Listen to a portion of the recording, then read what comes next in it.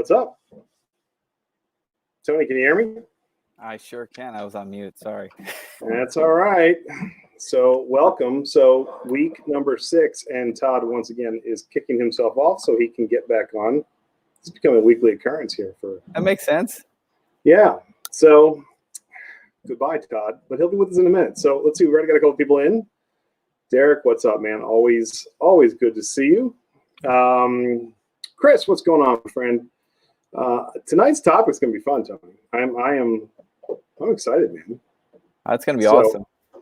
And I think we're doing this as a part of a 3-part series. So if you guys are enjoying tonight, then you will enjoy the next 3 weeks because it's going to be the same thing. And if you don't, we'll see you in a month. But I think this is going to be fun. So first of all, I hope you all had a good weekend and a happy Mother's Day and treated your moms right. Couldn't be there probably most of you, so I hope you gave them a call and told them how grateful you are and all that good stuff. I know.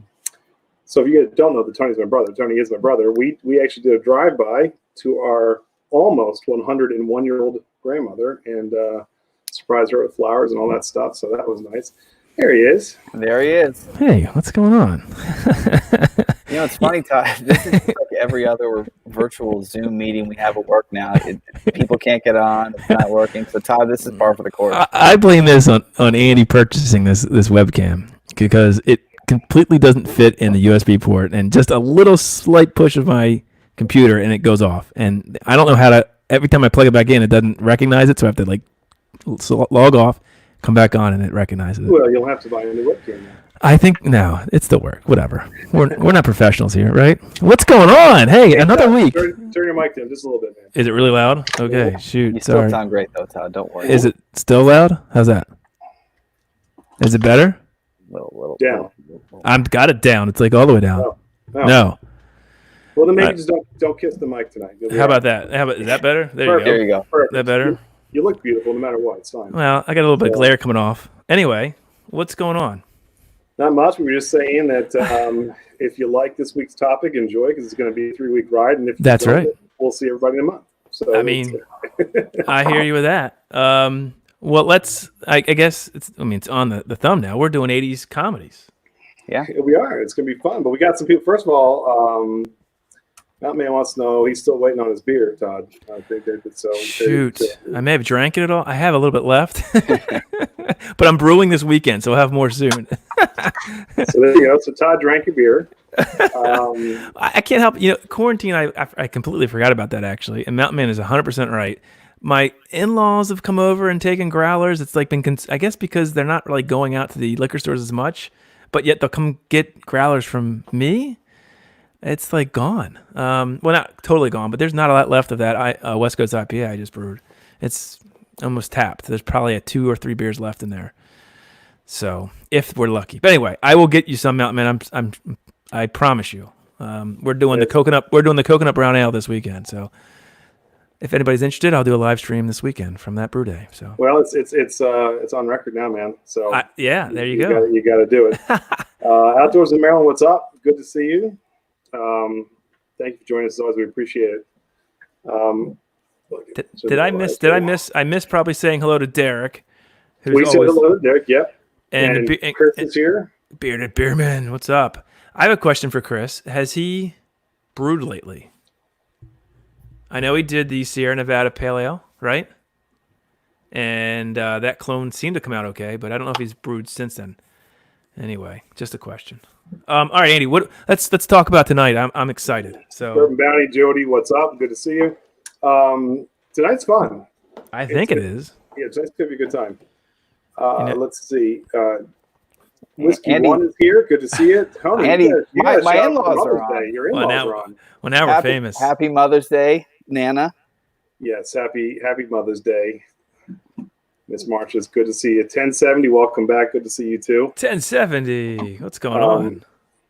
Yeah, I hope everybody had a nice Mother's Day weekend. It was beautiful here in Maryland. I will say that. It was a gorgeous weekend. We got to spend some time outside. Todd, I told Tony that we did a drive-by to my almost 101-year-old grandmother. And I saw a picture of that. I saw a picture of that. That's amazing that she's like 101 years old and still like just going awesome, going and strong. doing great. That's doing awesome. Fantastic. And you had a couple birthdays over the weekend. I did. Your better half and your son had birthdays, so they share this. They share the same day, birthday, and so my lovely wife and my now 7-year-old son, and you came by with a drive-by that made his day with your daughter. So that was fun. A little drive-by. It's really different now that you know we've now had 5 birthdays. All 5 of our birthdays have happened during this quarantine. I mean, we started in March. We have 3 in March, and we have 2 in May, and they've all been under basically a quarantine. So, oh well, it is what it is. Let's hope I can have a real party. Yeah, let's hope. Let's hope, man. It's only a month away. We'll see. I know. Well, first of all, in the chat, what's everybody's drinking? Please start putting in the chat what you're drinking tonight. We're gonna get into what we're drinking. We're gonna do a little bit different tonight, Andy. And you can talk about that. Yeah. But tell us what you're drinking, whether it's beer, bourbon, whatever. And then 2, if you want, you can. No one's done it yet, besides a couple. But take a picture of what you're drinking with their live stream. Post it on social media with the hashtag 21090, 2TEN90. And I love looking at them. If we get enough, I'll put them on here, but we never get enough. We've gotten like 1 or 2. If we get 1 or 2, we'll put them up. That's true. Let's celebrate the success. There you go. All right. So that's it. I'm putting it out there. And make sure you hit the thumbs up. I haven't done that either. You know, I used to be all about the thumbs up. Hit the thumbs up. Hopefully you guys like these weekly things we're doing. You know, we do brew. We're all about beer and whiskey, but I don't know. We can't come on every week and just talk about our home brew. We don't have enough of it, or a whiskey that we, you know. So we want to do fun things. So hopefully this is fun for everybody. We got some people sipping. So someone's Mountain Man sipping on Corona. Why not? Perfect time for that.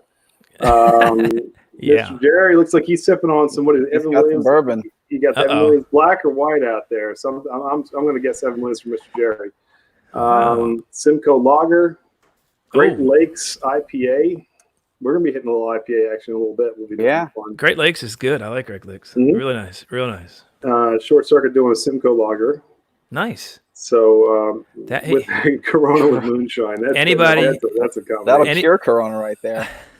Anybody, just real quick plug for a Short Circuit Brian. He just went over a little while ago, 20,000 subscribers, which way to go, first of all. And he's got a huge, giveaway on his channel. Go there, you'll see all the details. But he's giving away I've entered in a bunch of it.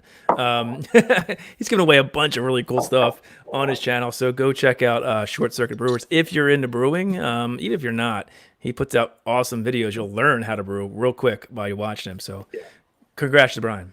And taking time for little 210, we appreciate that. So Brian, that's right. That's right. We do appreciate that. That is kind of you. So, but Brian, good guy. I'm brewing this weekend, Brian, so I'll be on live. So hopefully you can join me. I always appreciate you coming on the Brew Day live streams because he has tons of knowledge. So, Todd, are you going to be doing your electric system or not? Because Brian wants to know. If he makes me a winner, I would be. Now I've assured myself not winning that. Oh, that's funny. So Tony, Mr. Jerry's drinking the Evan Williams Black tonight. So, yeah. So that's good stuff. You know, that's one of the best values in bourbon. We're going to be talking bourbon later too. Now I'm going back to the comments. Somebody said they got their, I think it's Outdoors in Maryland, said that he's got his list ready tonight. So I'm excited. That's good. Yes. Is he going to come on? He's going to come on then, right? We'll see. We're going to invite people on soon. I know we're going to miss stuff because there is plenty to choose from. So I know we're going to miss stuff. So this is going to be fun. Johnny, what's up? Good to see you, man. John. Joining us. He comes on every week. We appreciate the support. That's right. And I know John will definitely have his list to share. So I hope we have different lists. I was worried because you go through and it's been a while since the 80s. And you think? So you had the 80s every day. I hasn't got away except for you. You're the only one. But I don't know. You do a Google search about, because I don't want to forget things, which I've done. And I think there's a couple of things here. One, what is a comedy? We're going to talk about that. Yeah, it's a thin line. It's a thin line. And 2, sort of, will we have the same, hopefully not the same ones. I hope not. So, hey, my mom. Hey, look. And she said hi to us tonight and is making a plug for you to all turn us off so you can watch Gordon Ramsay on TV. Yeah. So everybody just leave us. Thanks, Mom. Yeah. Who do you think is going to get more viewers? Gordon Ramsay or 21090? Ask Gordon to tune in. We'd like him to watch us. Take a couple pointers. Well, anyway. No, that's fine. Oh man.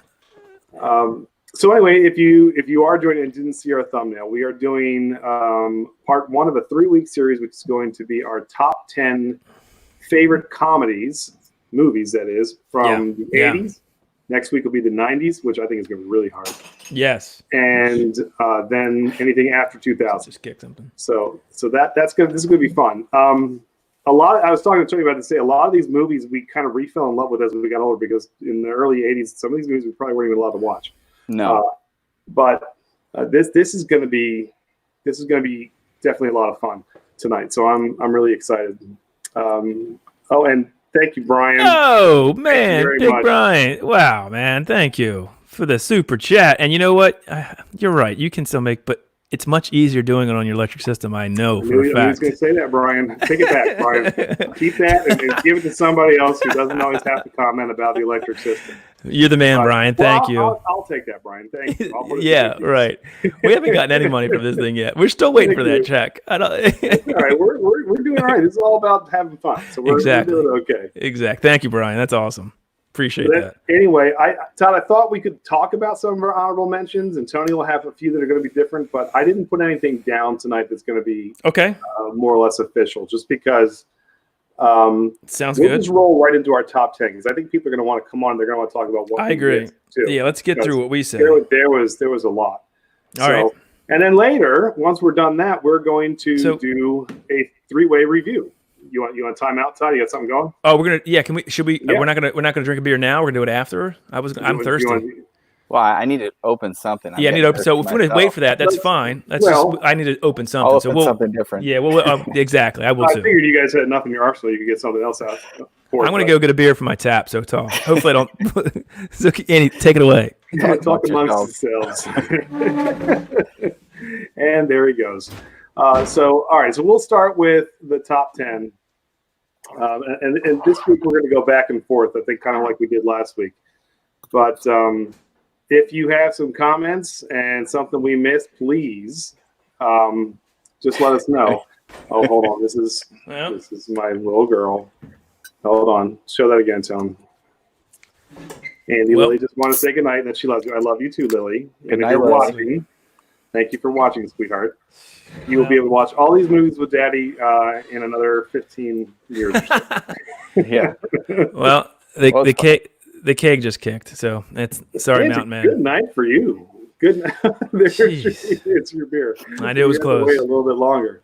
You know, it's funny, Andy. You said that Lily can watch these in 15 years. It's a good segue to these movies because I like all these movies, but I wasn't allowed to watch any of them. I was about 11 once 1990 hit. So. Oh no, we weren't much older. So I think I was talking to my wife. I think I watched most of these also after they were out. Yeah, I mean, I certainly wasn't at age 7 going to see Uncle Buck or what have you. Although you looked like Macaulay Culkin back then, at age 7, so you could have been in Uncle Buck. I really thought, yeah. Well, the funny thing is, 80s music defines our generation as because we appreciated it just enough towards the tail end that we gravitated towards it. We delved into some of the earlier stuff in the 90s. Had total shift, and we're like, this sucks. I don't like it. Yeah. But with movies, you just keep progressing, and I think when we really were able to start going out to movies, that was in the 90s, and so I think next week is going to be that much harder for us to do because I think that kind of defines where we hit our comedy sweet spot. So. It'll be interesting. But there's still some good ones from the 80s. I'm telling you, a lot of good ones. So this is going to be fun. What do you think? This is the homebrew that just kicked. Mountain Man's homebrew. It's the homebrew. It's the West Coast IPA. It's delicious. Not Simcoe. Amarillo, Mosaic, and Citra hops. It was fantastic. So I'm going to brew this again with a slight hop variation. But this Saturday, I think I'm doing the coconut brown. All right, that's one of your better ones too. That's a good one. Mm-hmm. Tell me what are you sipping on? I got you deep into extra thought. I know. I'm trying to figure out if Reese is asleep or not. But no, I have Mind Haze. Mine All right. is. All right, Yeah. nice. So that's good. Yeah. And Keep I it- just had my last pour of wooden bourbon. So Jody, Oh. if you're on, I know you reviewed that one. You did a good job. I thought it was really good. Oh, So all right. yeah. So just All right. good stuff. Andy, do we want to get into our honorable mentions of what didn't make our top 10 list, or what do you think? Is that what you want to do? Why don't we save that? Do you want to save it and we can talk about it afterwards? I think it'll be fun for people to say, "I can't believe you missed." Okay, I don't know. I like it then. I also ran out of time. I didn't get to put them into that. The truth comes out. I see. All right. But okay. don't tell anybody. You want me No. to share a screen and start rolling? If you want to, go ahead. Hey, why not? this is your show, Cowboy. Mind Haze. Yeah, it's All good. Hey, going low ABV tonight, Tony, huh? Keeping it clean. Well, I'm waiting for that Willet later. I gotta keep it slow. Oh, should we? Can I give a tease on that or no? Don't give a tease on that. Do you want to give a big tease on it? Well, I give you. I have a little tease. What's that? There's Oh. Todd and Andy. This about sums up me and Todd to a T. You want to see? Okay. Hold on here. What? I think One of these does not look like the other. No, Tony and I got the little short ones. And hold on here. I think you're overcompensating for something, Andy. Todd, it's okay that ours isn't movie quality. No, It's not at right. all. You guys enjoy your plastic Chewbacca mask. So Andy drops these off on our test. He's like, "Oh, we're going to review the same beer and the same whiskey." And so Andy graciously got the beer and whiskey and dropped them off on our porches for me and Tony. And I'm like, "Oh, this is nice. It's cute, or whatever you want to call this." Andy gets the big bottle. I see how it is. Well, truth be told, I had the big bottle, and I'm not spending what I spent on the big bottle for either one of you. I don't blame you. But I also have a little one. I've already poured it. This one, I am not drinking it yet, but I poured it so it can breathe a little bit. But this So maybe we should do the kind same. of, whether I like this or not, I kind of don't want to drink it because it's like a talking piece. This is the coolest whiskey bottle I think. So big bottle of potion this, right there. Andy, help me understand this. Is this the Willet that was in Willetized? This is the whiskey that they used for Willetized? Oh, I don't Is know. I'm not sure exactly what whiskey went into the Willetized. What is? Actually, Is this the small? no, it didn't because the Willetized was a rye barrel. So that okay. This is their pot still, their small batch, which is really cool. Now, I think it's Look good. at that. That's awesome. I like these little things, man. That's pretty cool. So Anyway, all right, let's get into it. all right, so let's do this thing, huh? Oh, so hold on. All right. It's not the size of the bottle. Exactly. Oh. It's not the size. Brian, you just hooked us up, so I'm not going to make a comment. But That's right. He can rescind that, that's right. All right, let me see what I can come up with here. All right, so this is our top 80s comedy movies of all time, right? This is what we're doing. This is it. So, There you go. and Andy, are we going to go back and forth like we did last time? Yeah, How I do we think do we're this? going to go back and forth. All right, that sounds good. All right, so did you guys set up the screen so we can do it so we can still see? Yes, you're good. All right, You're you guys- totally good. Totally good. You can't see me. There we go. That's fine, though. No worries. That's fine. That's Nobody not needs to a see big me. deal. That's Nope. right. Not at Exactly. all. That's fine. All right, so episode 6, Todd, already. We've done this for over a month now. That's pretty cool. I love it. I love it. All right, so we're just going to bounce back and forth, man. And Okay. look, no audio, no clips. You guys comment and let us know what you're thinking about each of these. If you Yeah, like please. it, if you didn't, because I'm telling you, I thought these were fun. So, all right, number Really 10 for fun. me was The Great Outdoors. I'm a huge John Candy fan. It was just a shame that we lost him because he is so funny. Love John Candy.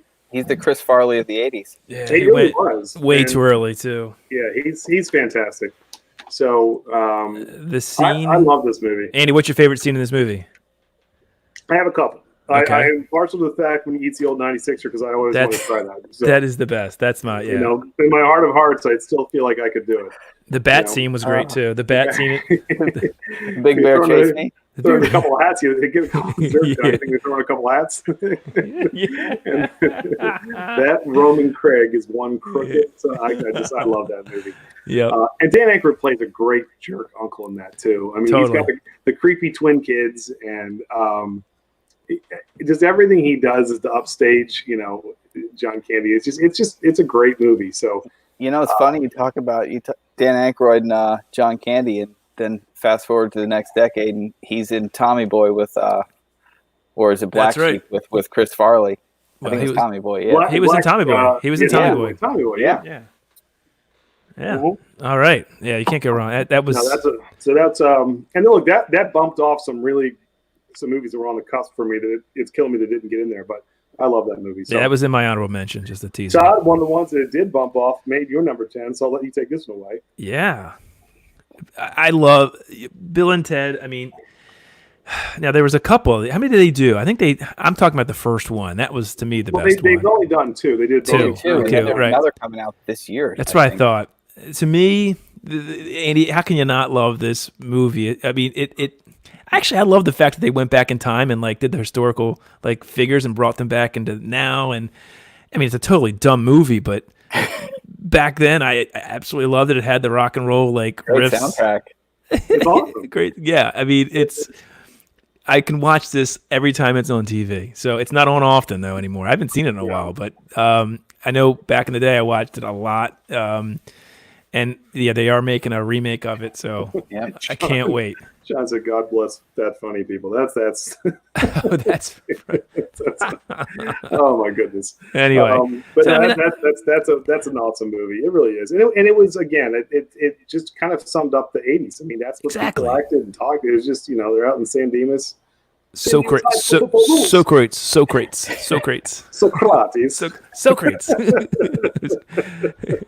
I just love it.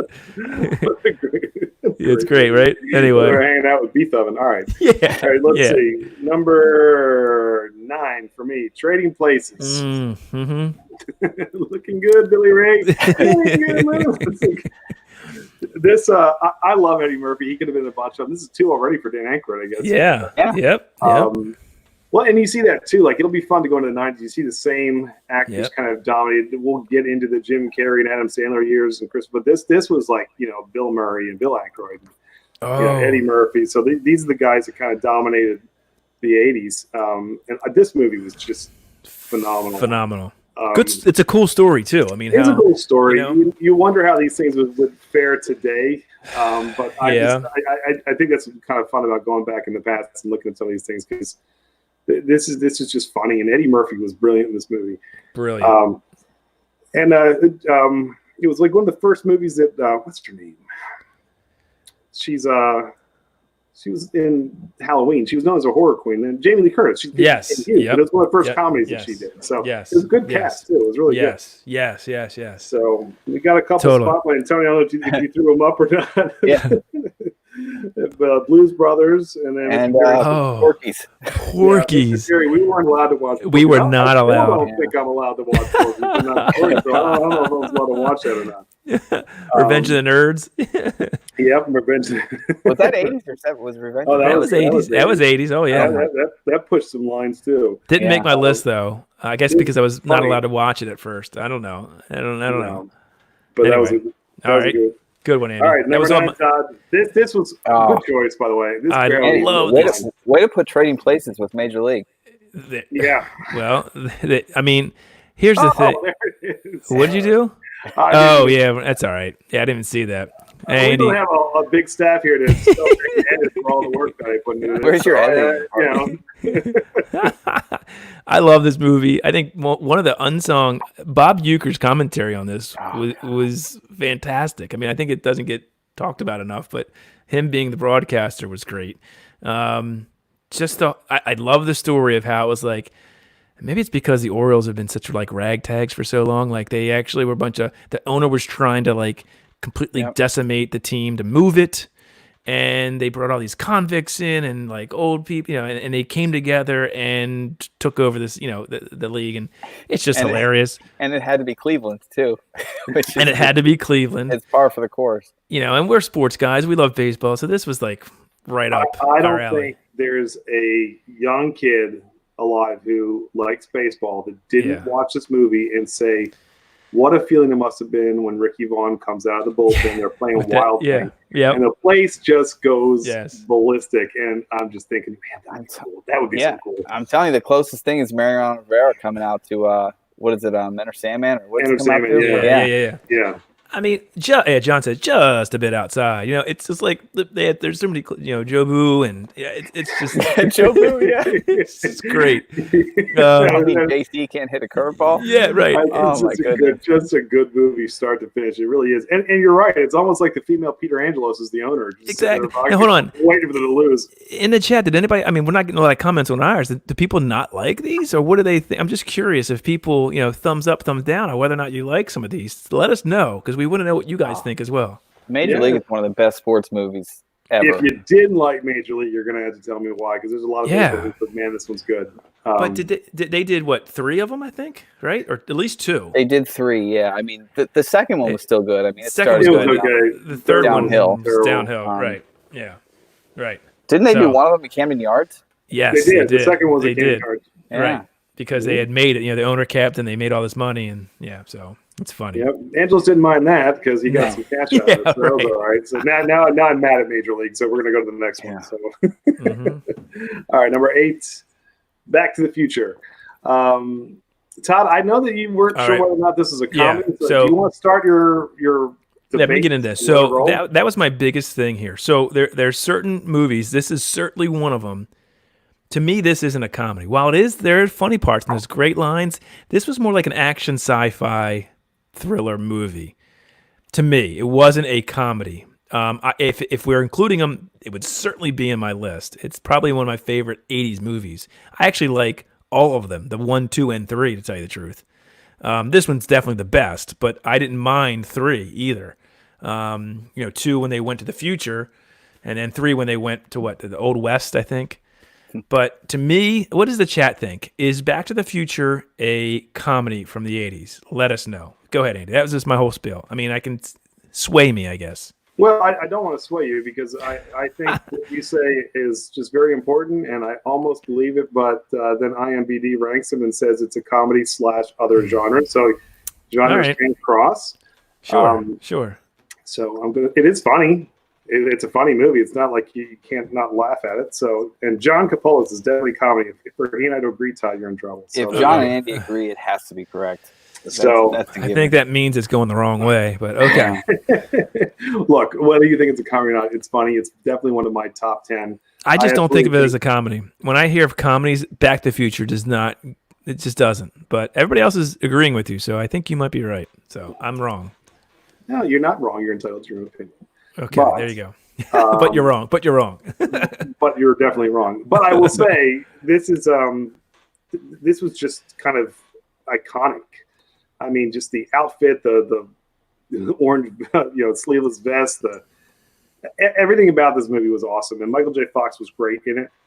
To me, this was one of those quintessential 80s movies, like up there with Fast Times at Ridgemont High and Breakfast Club and all that stuff. So I agreed. So, and Bourbon, Jody from Bourbon Bounty says, not really a comedy, but had funny part. And that's kind of how I put it. I mean, I can see why you would say it's a comedy, but again, to me, when I think of comedies, you think it's slapstick, right? Like, I guess I don't know. A gun and, exactly, which didn't make my list. So, but I think there are things that border on both. I think there's definitely cross-genre comedies. I agree. So this one, and if you didn't like this one, there may be a few more you don't like. But that's fine. But for me, whether you think it's a comedy or not, this movie is just fantastic. So that's my number 8. Todd, you're number 8. Yeah, Money Pit, I think, right? Oh, Money Pit. Wow. See, Todd, I don't think this is a comedy, though. Really? No, they fought a lot, and this is more of a love story. The whole thing about the house. Are you kidding me? Oh my God! Feel like a comedy. No, I'm messing. What? Okay, God, Jesus! I was like, what? The whole thing is a comedy of errors. I mean, when the bathtub falls through, and say what you want, but to me, I get. When did this come out? I wish I would have looked it up. How old? This to me seems like a really old. Maybe it wasn't though. What year did this come out? I should have done that research. But Tom Hanks is brilliant in this. I mean, as like a comedy actor, you don't think of Tom Hanks. He's an amazing actor, but he was perfect in this role, and it was. He had a bunch of comedies though. I mean, is Big a comedy? Of course, Big's a comedy. Yeah, Big's a comedy. I guess. Yeah. He turns into a child. I know, but it still doesn't. I don't know. I guess we have whole different connotations of what a comedy is. To me, that's okay. I get it. I get it though. I get it. This I can is see. 1986, Todd. I get you. Hey, so Lori Tudor's on saying total comedy. So yeah, exactly. All right. So Yes, total comedy. I loved it. Again, it's one of those movies that when it does come on, which none of these movies ever come on anymore. Is there a channel that we're missing that plays 80s comedies? Because yes, you see it's called Prime. Anything you want, you type it, you can find it. Okay, Yeah. all right, there you go. You just have to pay for it. Yeah, right there you go. So, it's a classic. I loved it. I still love it. Anyway, that's it. Nothing much to say about it. I mean, the whole premise of the story is hilarious. I think we could probably all relate to some of the things that happened to their house. Yeah, tell me about it. Right? So that's the funny part of it. Hey, Anyway. Todd, John wants to know if Old School's a comedy too. He's not sure. Shut up, John. I've got the trigger finger tonight, okay? Well, here you go. Make Todd mad. Okay, here's my number 7. So this is it again. I don't agree with this. I full-fledged agree. That's listed as a comedy too. Goonies comedy, and it's hysterical. Yeah, any movie with Chunk in it. Come on, how is that? Chunk and Sloth, and Chunk does the Yeah. truffle. Let's put it this way. He may not be on tonight, but a friend of mine, Danny, who comes on here all the time, actually did the truffle shuffle at my bachelor party on top of a deli gap and won a free dinner because it's funny. It's a comedy. There happens to be action. Okay, I want to know what the chat thinks about this because I don't think it's a comedy. I think there are, again, funny parts, but what are the... It's a action movie from the 80s that has kids in it. That doesn't necessarily make it a comedy just because Data... Okay, here's the question for you. Ready? Rush Hour, Jackie Chan and Chris Tucker. Is it a comedy or is it an action flick? Well, because it's got Chris Tucker, who was a comedian, probably I would think comedy. But I know what you're saying. I get the point. I'm not arguing that it's definitely not. Well, technically you are arguing, and technically... I'm just telling you... not a comedian. No, he's not. Well, I don't know. He's an actor. I think of him as an actor first, not as a comedian. So Yes, I don't think of him as a comedian. No, I think of him as an actor. All right, John said, Todd, you're fired. That's fine. We can mute him. Fine, whatever. I don't care. So, the very unfunny Goonies, I think, is very funny. Yeah. I just love the characters. Chunk, it's got Feldman. Okay, I'm getting totally overruled on this. I just don't think of it as a comedy. It's got funny parts, but it's, to me, when I think of a comedy, it's not a comedy. But I'm getting overruled tremendously. Sorry. All right, go ahead. Sorry. Okay, No. This is what makes for a good talk, Todd. Your wife is overruling me. Oh, Bierman has never enjoyed the Goonies. What? No, I didn't say that. I love the movie. Don't get me wrong. I'm not saying I don't love the movie. You don't have to enjoy it, but it's a comedy. So it's a comedy that Chris didn't enjoy. That's fine. I'm okay with that. That's called opinion. That's good. That's right. That's right. We're no short of them here, I guess. No.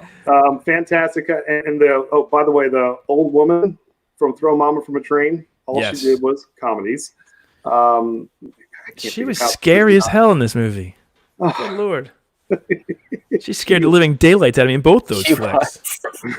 You kidding me? There's nothing comedic about that. I mean, I guess Chunk and the what's the guy's name? What's the weird guy? The guy who's the guy that? What's his name in the movie? Which one? Chunk? Sloth. Yeah, Sloth with the baby Ruth. I mean, okay, that's funny. Yeah, okay, all right, now, yeah, all right. Jeez, mister, you're even hungrier Con those cockroaches. I can hear John saying, "What's his face?" Come on, the statue falls off, and all right, it comes off, and I think Todd's changed his opinion. You might be. You might change my. It's true. It is true. Right. So, and which is weird because your number 7 was A Nightmare on Elm Street, which I didn't think was. What? Oh no, it's not. Hold on, go ahead. I'll let you. I love this. So this movie is that's not a comedy. That's about a man that comes back from the dead. That's a horror movie. Shut up, Tony. Who let him into this stream? So somehow pulling around a dead body for an entire 2 hours. Is this how it's going to be now? Okay. Weekend at Bernie's. That's so funny. All right, so not only is this, and John, who's on this chat, I think can attest to this. So Weekend at Bernie's is a great movie. I love it. I think there was multiple. How is there multiple Weekend at Bernie's, by the way? Question. I don't think I saw number 2 or 3. But anyway, I didn't know there was more than one. I think there was another Weekend at Bernie's. Correct me if I'm wrong. The second. Anyway, there is. John knows what I'm. Well, Scott, definitely not a comedy. This is a great movie, but my dad loves this movie as well. And so when we went on going on a cruise, by the way, yes. Yes. R.I.P. Jerry Stiller. Yeah. Yes.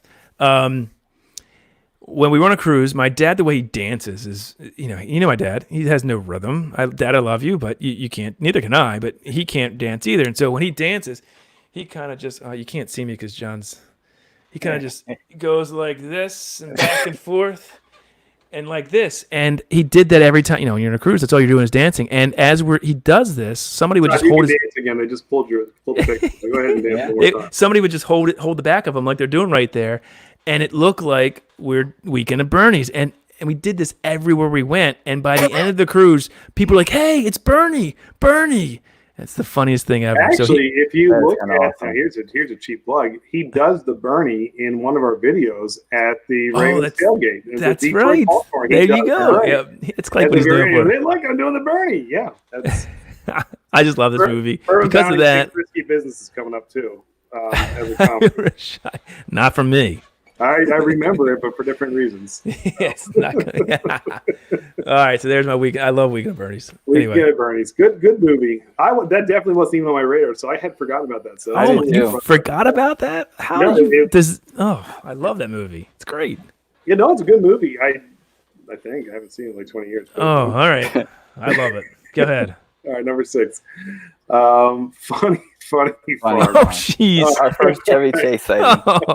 I forgot about that one. Oh my gosh, I love this movie, man. I have the DVD, and Andy Farmer moves to the small town of Rosebud, and only Chevy Chase could carry a movie the way he does in this. It is absolutely hysterical. His interaction with everyone in the town, how much he ticks them off. This is classic Chevy Chase. He starts eating all the Rocky Mountain oysters. He ain't nobody around here got taste for sheep balls anymore, and he set the record. This is just a fantastic movie, and it's not. I didn't think it did as well as like all the other ones that got really publicized in the 80s. So, if you haven't seen Funny Farm, you've got to check this out. I mean, it is. You're going to trust me on this. It's fantastic. Well, the other thing is, Andy, and I'll tell this to everybody. I think you act. Somewhat look like you certainly act. Your personality is Chevy Chase. Every time I hear him, I think of you. So if anybody wants to know what like Andy is outside of 21090, it's quite similar. It's Chevy Chase. I always call you like a cross between Chevy Chase and Kevin James. That's you. There you go. Couldn't be worse. Wow. It could be worse. You're actually a cross between James and Chevy Chase. But you look like Jesse Katsopoulos. Thank you, Todd. I appreciate that. And my dad's in the chat saying, I hear you talking about me. Dad, all I was saying is you're the Bernie from Weekend at Bernie's. That's all I was saying. That's all. He's been the star of a few of our videos. Yeah. So, yeah. But anyway. So Funny Farm. Go see it. Andy Farmer. I love Chevy Chase. He is fantastic. Todd, number 6. Oh, God. Uncle Buck. I mean, I love this story. Yes. I must have watched this 100 times. Again, John Candy, I think we'll probably see him a bunch of times. Well, I know we've already seen him. So he carries this. The story is great, too, though. I mean, how he, comes in as this reject uncle and sort of saves the family. But he's hilarious in how he does it. And how can you not love this movie, right?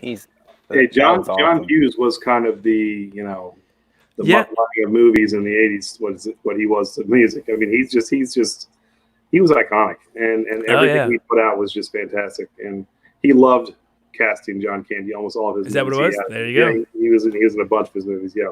There you go. I just want to one cast, one fish. Paul, a good friend from way back in the day, stopping in. Cheers, man. Hopefully you're drinking something nice. We're going over our top 80s comedies of all. Well, what I think are comedies. Our comedies. Todd's top 10 80s comedies and Andy's top 10 80s movies. Some of them are funny. Some of them are not. There you go. Did I do that right, Todd? I think so. I think that's it. You got it. Well, let me tell you, my friend, you are definitely not going to agree with me on this one. And this one could be controversial. I think it's hysterical and I think it's funny, but it definitely could I don't know. qualify as something else. But I have Gremlins. Oh, God. No, come on. A horror movie or a comedy? It's not really a horror movie. Andy, you just did 80s movies. You didn't do comedies. This is not a comedy. If I did just 80s movies, this list would be completely different. The Rockies and stuff would be in here. There's no way this is a comedy. There's no way this is a comedy. As a comedy horror movie. Get the heck out of here. It was kind of listed as. All right, you can give me a I like John's comment about Buck. You're not a net, you're a Buck. That's good. Anyway, go ahead. Give us your comments. Let us know if you think is Gremlins a comedy. Now, I will say this about Gremlins, and this is kind of So Gremlins was the first. Now John's back off. This is not a comedy. Gremlins was the first movie that they actually changed the rating from PG to PG-13 because it was freaking kids out so much. Yeah. Well, if you think about some of the scenes, like they stick a gremlin in the blender, they put one in the Yeah, microwave. that is good. Andy, you're getting shot down here.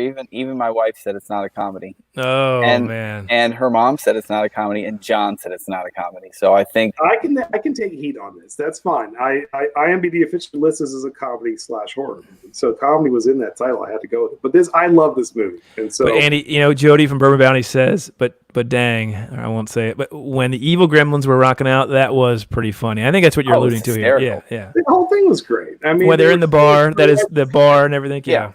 They're singing Snow White and Seven Dwarfs. But it still was scary. It freaked me out as a kid. It was scary. I can see how it was scary, but it's not like watching it. I mean, it's different. I mean, it's funny. I mean, it's definitely There's funny. no way this is... Okay. Don't take your kids to see Gremlins. That's true. Fine. And honestly, had they followed the rules, it could have been a comedy because Gizmo was fine until they dumped water. Gizmo was cute. He wasn't really funny. The funny part was when they got water on him and they turned into gremlins. That was the funny part, I guess, if you're going to say anything. Gizmo was not funny. That's true. That's true. I love this. I love this movie. Lori said it was just like a stupid zombie movie. It was dumb. The graphics were Gremlin says Gizmo caca. It's a comedy, your wife says. That's true.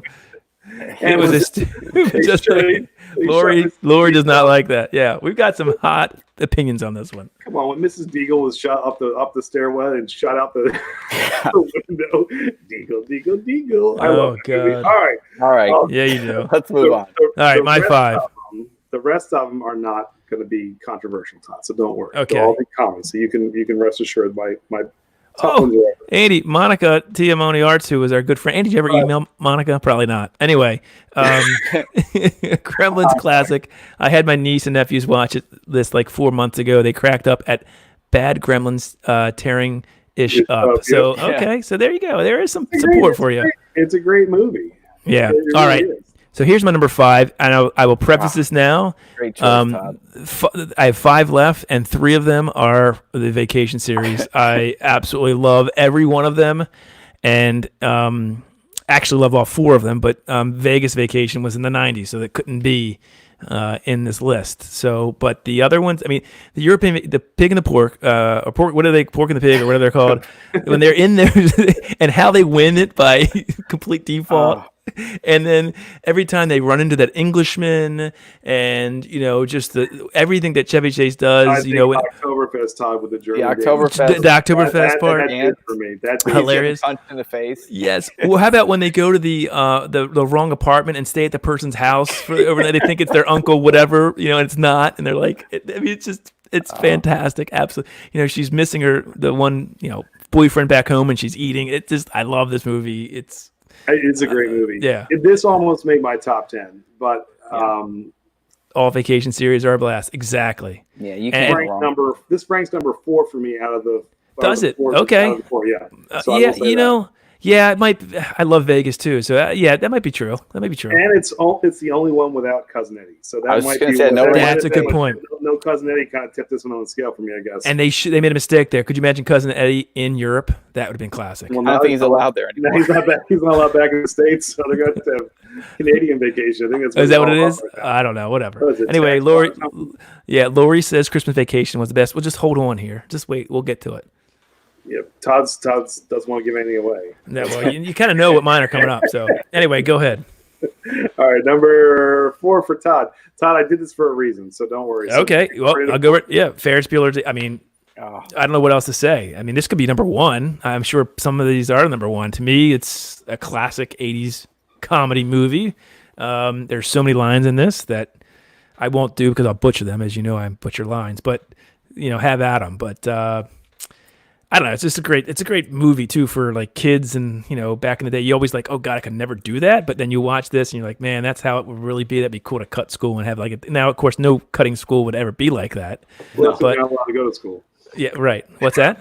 You're not allowed to go to school now. Yeah, right. So, I'm saying back in the day when you're watching this, though. Yeah, right. Anyway, so that's all. I mean, I don't know what else to say. What does everybody think? I mean, hopefully everybody. Honestly, there should be. If I could swap something out, so if Gremlins was that big of a outsider, I would put Ferris Bueller's Day Off in its place. I didn't want to double up, and I think I would put that right there because that's just. So you don't even have Ferris Bueller in your top 10? No, and I honestly, it truth be told, it probably should be. I mean, it's fantastic. Yeah, Bueller. I mean, it's just really good. Yeah. So anyway, I'll go. Calling me. Yep. It's an ultimate quoting movie. It's a good one. It is. He made me make a phony phone call to Ed Rooney. Wife says, "Take the picture down, please." Awesome. Hey, real quick, outdoors in Maryland, have you started crabbing yet? And are they running? I'm curious. Last time we talked to you, you said you were getting ready to. I'm just curious if the crabs are running. So, I'm just curious. That's just a side note there. Go ahead, Andy. I'm sorry. No, you're good. Yeah, the Bourbon Bags and Ferris Bueller's Day Off was better than Risky Business. I agree with that. Yeah. Yeah. Matthew Barnes better than Tom Cruise. I'm with that too. There you go. They think he's a righteous dude. Oh, now John's getting mad. Gremlins in your top 10, not Bueller. I always manage to make somebody mad. All right, so Todd, our number 3s are the same. Oh, perfect. So this is the segue into it. So we both had the original Vacation. Actually, I had mine as my number 4. You had as number 3, but we had it together. So that's why the order was good. Andy, I mean, how good is this movie? Oh, I love this. If they didn't make Christmas Vacation, this would be my favorite vacation. Yes. It was so good. So quotable. I mean. Yo, you're the gourmet around here, Eddie.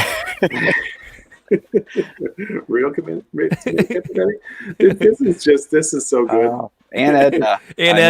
That does it right there on the top of the car. Oh, God. I mean, come on. It's so good.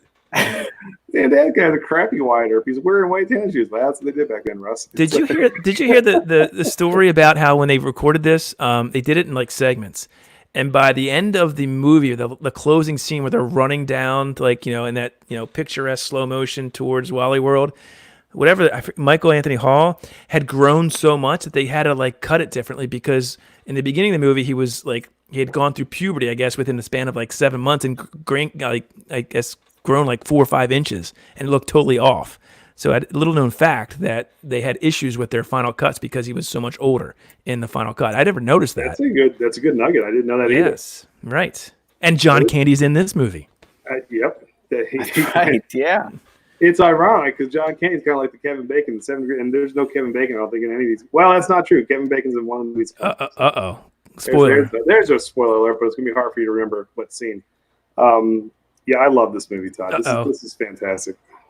Monica says, I have to admit, I did find the Vacations after the first one not to be that funny to me. Just my opinion. Well, everyone, I have the exact opposite opinion, but hey, it's all good.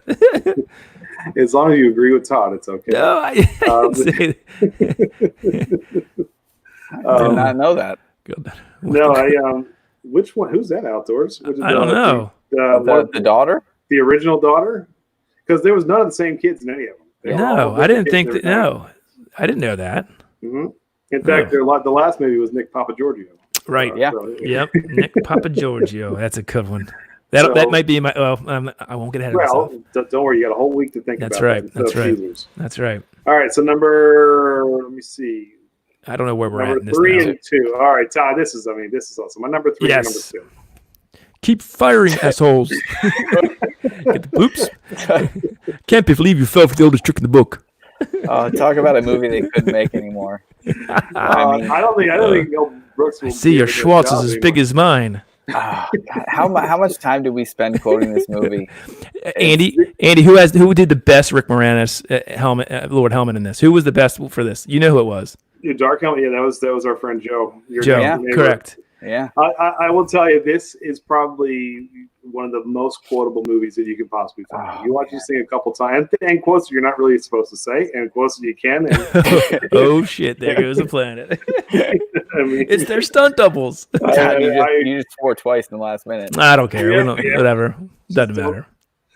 We ain't found. No, I tell you, this is fantastic. And they just could not make this again today. I hate raspberry. What was it? Radar jam, sir. It's been jam.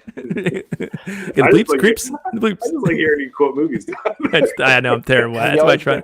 I'm excited about this one. Almost right. Right. It's like Dad. I know. Or we'll give her back her old nose. No. Oh my goodness, Princess Vespa. What a and again another John Candy is in this too. That's true, right? What does he say? A mug. Half man, half dog. I'm my own best friend. His name was Barf.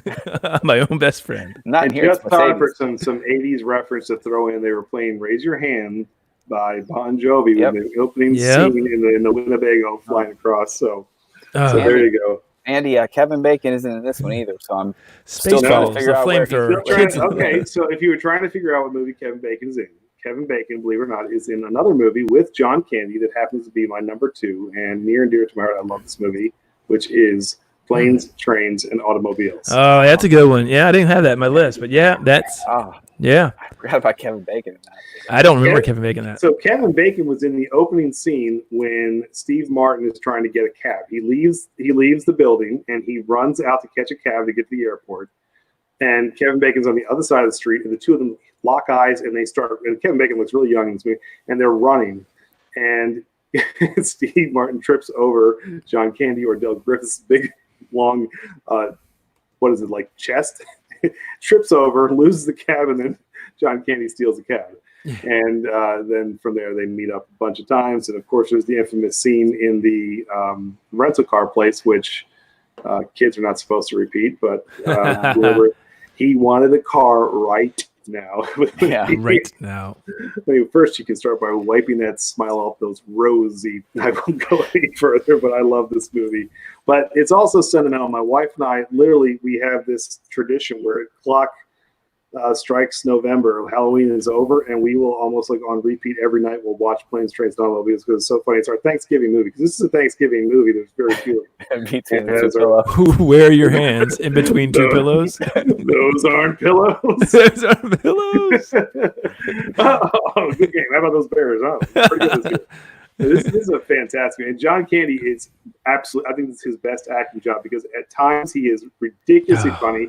At times he makes you feel so bad for him because he's just getting hammered by, Steve Martin and just pummeled like being a club, and then you find out he lost his wife. So maybe Todd, it's not a comedy because there's some sad parts. Maybe this isn't a comedy. I don't know, Todd. This is a comedy. No, this is a comedy. Shut it. This is another John Hughes gem. Absolutely brilliant. The house they go to almost looks like the Home Alone house to a T. Not quite, but I adore this movie. Andy, let me ask you this: who did you enjoy more in sort of the '80s, John Candy or Chevy Chase?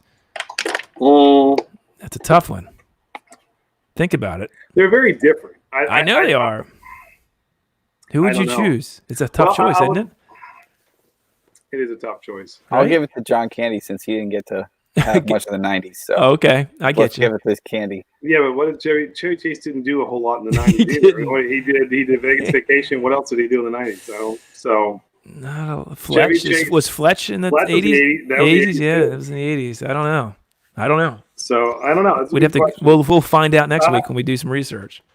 I think John Candy is a better actor. I think Chevy Chase is funnier. That's probably what I was thinking. All right, there you go. Yeah, I'll take that. I'll give you that. Yeah, 1 vote Bourbon Bounty for John Candy. Lori's voting for Chevy Chase. So yeah, see there you go. What's the chat thing? Yeah, but I love this movie. This movie's fantastic. Nice. So that's my number 2. All right, Todd. So this is actually both of our number one. So there's really no reason to. But it isn't. Come on. Go. There it is, guys. There should be no debate about that. No, I'm sure there's plenty of debate, but I don't know. I guess I don't know. What do you say about this? Other than there is so many amazing quotes from this, and also the story is great. So the ultimate. It really is the ultimate. So it was by far the funniest in my opinion, but it was Cousin Eddie's coming out party. He was the best in this. He was good in the first one. Yep. He was funny in Vegas Vacation. But this was what made Cousin Eddie. Do you think he carried this movie? Do you think he was? I think he made it that much better. It was already funny right up into the part where his Winnebago pulls up. Yeah. And he's like, "Don't you go fall in love with that? We'll leave here next month." It's just, Snots. Yeah. Get over here and give old Clark. What did he call it when he started humping his leg? What did he call it? Mississippi. A little bit of Mississippi leg hound. The mood catches him right. Just let it ride out. But the thing is, you also had is that both their sets of parents which were hysterical. They You had were. Elaine Bennis living next Yes. door with Todd. Why is the floor wet, Todd? I don't know, Margot. Where are you going to fit a tree that big, Griswold? Bend over, I'll show you. The best part was, honestly, you said, like, did he make the movie, Eddie, Cousin Eddie? I think the way the two of them played off each other was brilliant, because you could just feel the frustration of him not liking an in-law, and having to just deal with it, and this kind of like ignorance of Cousin Eddie, like just being happy there. We got the daughter in the clinic getting cured off the wild turkey. Yep. Yeah. What does he say? He goes out and gets Clark. That wouldn't even fit in our front yard. It's not going it's going to our living room. It's going in our living room. But Monica brings up a good point. We didn't. Yeah. Caddyshack. I talked to Andy about this one today. Caddyshack is so good. Well, It is funny. Good. Caddyshack. It's got Bill Murray. It's got Chevy Chase. Yes. And it still didn't. It legitimately didn't crack my top 10 because it just I didn't find. You're forgetting about Rodney Dangerfield. And Rodney That's true. Rodney Dangerfield. Wasn't Back to School? Back to School. Oh shoot. Yeah, I mean, that should be. He did a triple Lundy. That should make it somewhere. That was fantastic. And that was the 80s. Yeah. All right. So that's it, guys. I mean, that's our list. Now I think. Tell us what you guys think. We can invite some friends. Let me get that on for you guys. Hold on one second. I'll put the link in the chat. But in the meantime, what did we forget? Like, tell us, what movies did we forget? Tony, you had a couple that different from ours too. Go ahead while we're getting the chat. Caddyshack was definitely one of them, but there's a couple more, and anyone that knows me, especially John, would probably agree. Is just the pure dry slapstick humor just always gets me. So the three of them come to me. One would be The Naked Gun. It's Leslie Nielsen. Then you have to look at Airplane and Police Academy. Those are all good. Now, none of those movies I saw when I was, in the 80s, but those movies were. Airplane was ranked the number one comedy of Kareem Abdul-Jabbar. I mean, it was so good. But you're also forgetting Naked Gun. Leslie Nielsen was just hysterical. O.J. Simpson's coming out party. Was Naked? I thought Naked Gun was 90s. That was 1980s. No, that was. I think it was 80s. The end of the 80s. Yeah, it was. Yep. John shaking his head. I think we have a guest already. I might have stolen that from John. Let's see how spicy he is. All right. Go ahead if you are brave enough. Let's bring him on. You got it, or you want me to add one of our regulars, John? There he is. What's up, buddy? John, are you there? John? Yeah, I'm having that same issue. I can only hear Tony now. Oh no, John! I'm gonna jump out and try to jump back. All right, there you go. It's an opportunity for somebody else to get in. So much for John. Anybody, come on in. That was riveting. All right, so Robot Scout says Airplane, Ghostbusters, and Beetlejuice. Okay, so now let me ask you. Okay, all right, so Beetlejuice was what kind of led me into my whole Gremlins thing. What's the difference between Beetlejuice and Gremlins as far as comedies? Are they both comedies or not? No, they're not. I don't think so. That's not. No. I would be a. To me, they're very similar. And even Ghostbusters could have scared kids. I don't know. Maybe that was the other thing. People said Ghostbusters was possible. I saw that list. I think Ghostbusters is definitely a comedy. I don't know. That almost made my list. Johnny, can you hear anybody else? Hold on. There you go. Hey, Johnny. Monica, thanks for joining us. We really appreciate you coming on. Hope you enjoyed it, and we'll hopefully see you next Tuesday. So thanks so much. Thank you, Monica. And Johnny, can you hear everybody now? There we go. Yeah. There we go. I'm trying to flip. Hey, John. Hey, how you doing, buddy? 2 minutes with Two-Tan and John. This makes me happy. And my wife, by the way, before you started, said Coming to America. That almost made my list too. It's hard with all these. It is. Coming to America was fantastic. Wall and Eddie Murphy. I know. It was good. Yes. You too. Never mind. Anyway, that's John. Coming to America, Todd. No. Anyway, John, what are you drinking tonight? Yeah. Same thing I've been drinking every night. Dang. That I'm on with you guys. It's just my sipping night. So there you go. All right. Well, that's fine. Well, bottle's almost done. So nice. Well, what do you have to get another bottle, I guess, for next week or something. Or something. Move on something. All right, John. What did we miss? Yep. All right. So I have a couple that are, I don't know. kind of, I don't know, kind of maybe not comedies, kind of the Okay. way you guys were talking about things. So one of them, I think it's a comedy, is Can't Buy Me Love. Oh, all I don't know right. if you remember that movie with Patrick Dempsey. Yes. Yeah. I didn't think of it as a comedy though. It is a comedy if you Oh. look at it deep enough. It's Okay. definitely a comedy. Another one that was in my top 10 was Clue. Oh, that was the question I had for that. Yes. I love Clue. Yeah. But again, I didn't think of it as a comedy. Anything with Tim All right. Curry is a comedy. All right, I get it. Tim Curry, Martin Mull, that's a comedy. All right. You guys didn't have my number one, which I was shocked. Oh, geez. Nobody had it in any of your lists. Ernest Goes to Camp. What's that? Ernest Goes to Camp. No, Who's Harry Crumb? Actually, Who's Harry Crumb? Who's Harry Crumb? Who's Harry Crumb? And that's another John Candy. It is actually. It's in my honorable mentions. I don't know that one. Phenomenal movie. I don't know that movie at all. Who's Harry Crumb? Harry Crumb. Nope. Well, it's a really good movie. Dang. All right. But That's a good number one for me, without a doubt, hands down, because I'm such a huge Eddie Murphy guy, is Beverly Hills Cop. Hills Cop. Yeah. Yeah. That's a good one. Yeah. I mean, What about Police Academy? It We didn't talk about Police Academy. Goonies. It beat out. See, now I like Police Academy 3 and 4 the best. Those are my two favorites. They were Okay. They're so still in the good. 80s. Yeah. Still in the Yeah. 80s. I think that's another topic. I'd love to know if we ever did a list about sequels that we thought were better than the originals. Would be a fun one. That is. Because for me, spoiler, I think Ghostbusters 2 is better than the Gremlins original. 2. No, the original I think was a little bit better. But the second one might have been a little funnier. So Todd, maybe that one was a comedy. Maybe. And I'll have to go back and review that one. And you guys didn't have Fast Times at Ridgemont High in either That of was your. close. Yeah. John, That was okay. close. I'm Hey, surprised. That wasn't in my top 10, but it was definitely honorable mention. What about Three Amigos? I was going to ask. That No was one in said my Three honorable Amigos. mentions. Yes, too. Three That was Amigos. actually- John, I was that was actually- in yours. In the hedges. I was actually surprised Andy didn't have that in his. Through the edges. Of many small villages. Villages. Who the hell are you? Yeah, I would have thought that was definitely going to be one of yours. That's funny. That's great. It was close. It was close. It just didn't make it. Well, so are you excited? Let me ask John for next week for 90s, because I think that one's going to be a lot harder than this one, actually. yeah, and 80s was hard to narrow it down, but 90s is going to be a lot harder. Yeah. There's so much. Yeah, I think 90s is going to be even tougher.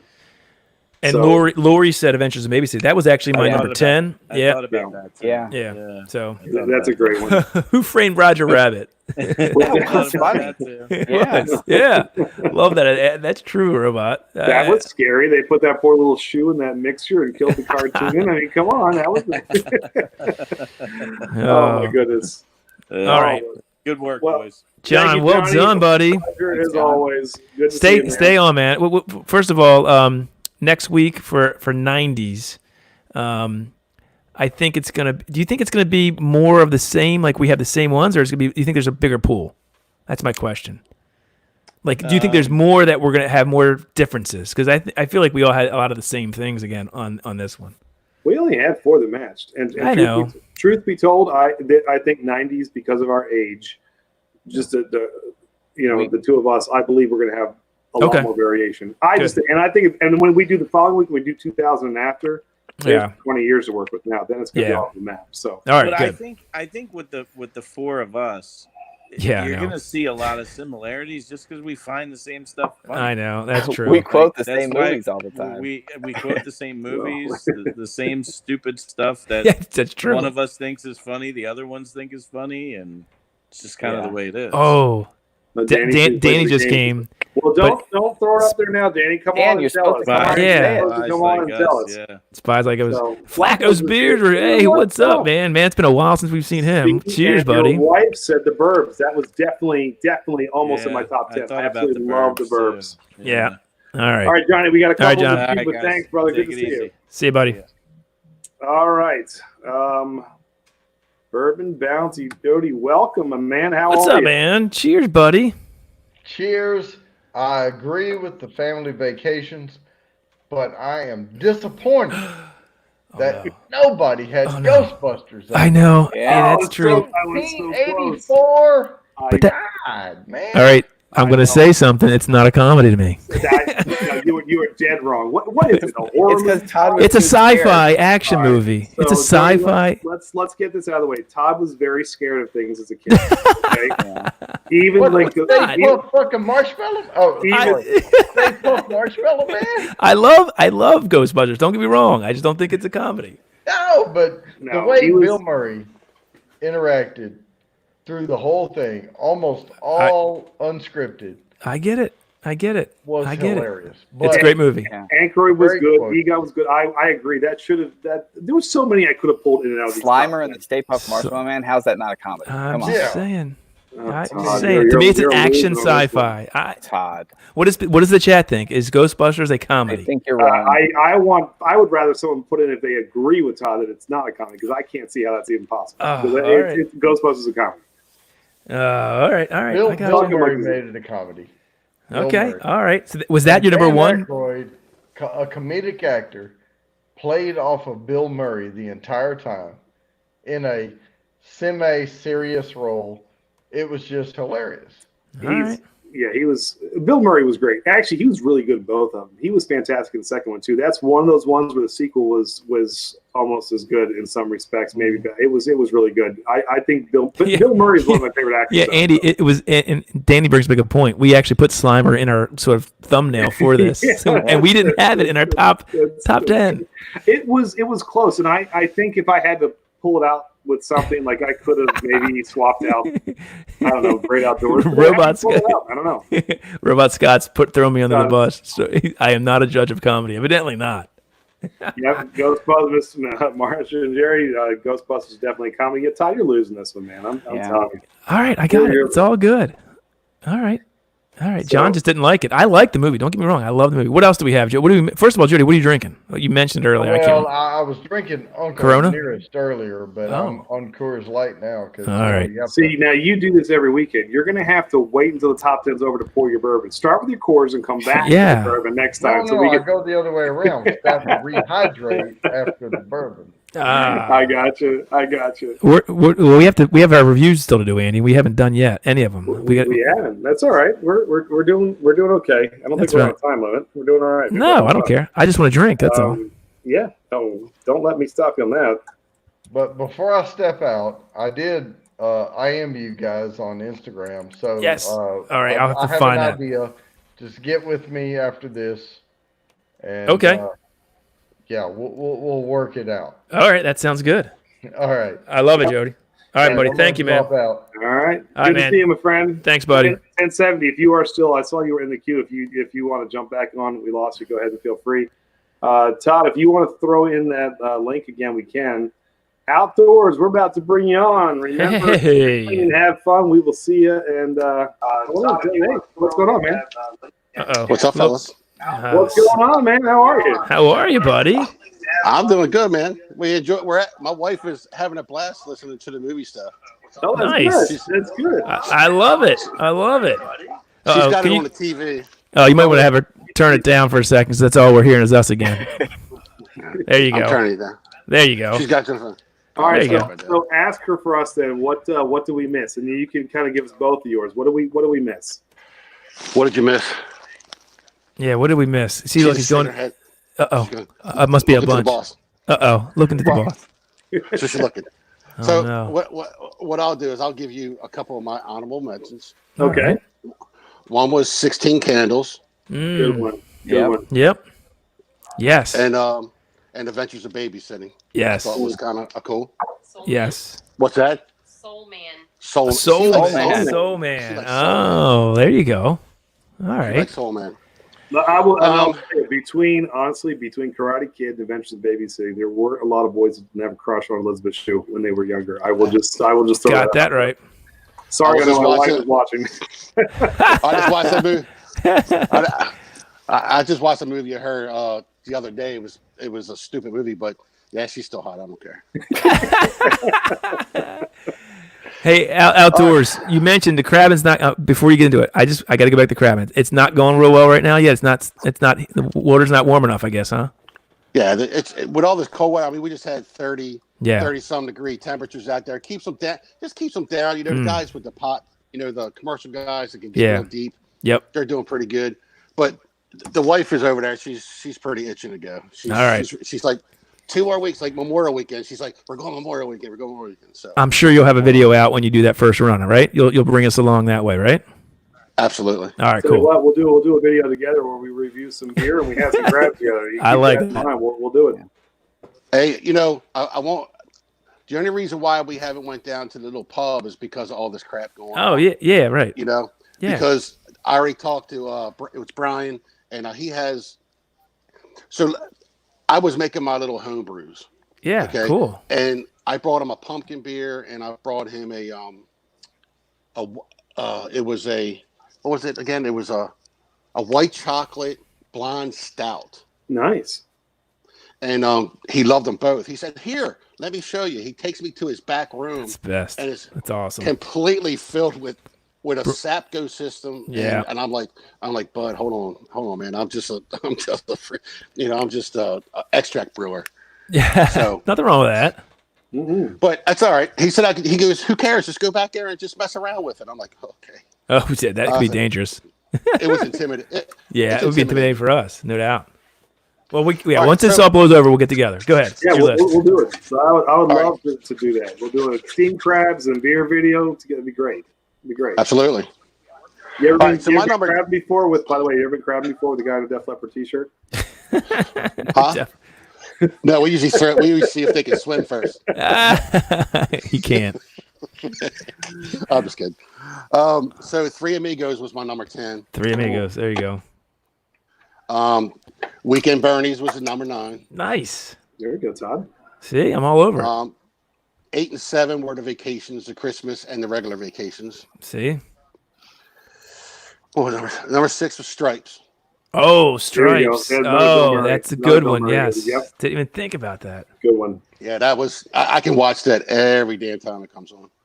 That's a good one. And then I had Weird Science was on. So that was another one I had, but I didn't think. Remember, Andy? I didn't think it was a comedy, but how is that not a comedy? Whatever. It's like a sci-fi thriller. I don't think of it as a comedy. A sci-fi thriller. They made a hot woman. That to me, it's Aliens is like a sci-fi thriller. Look, Weird Science. All right, you're right. It wasn't a thriller. So okay, I get it.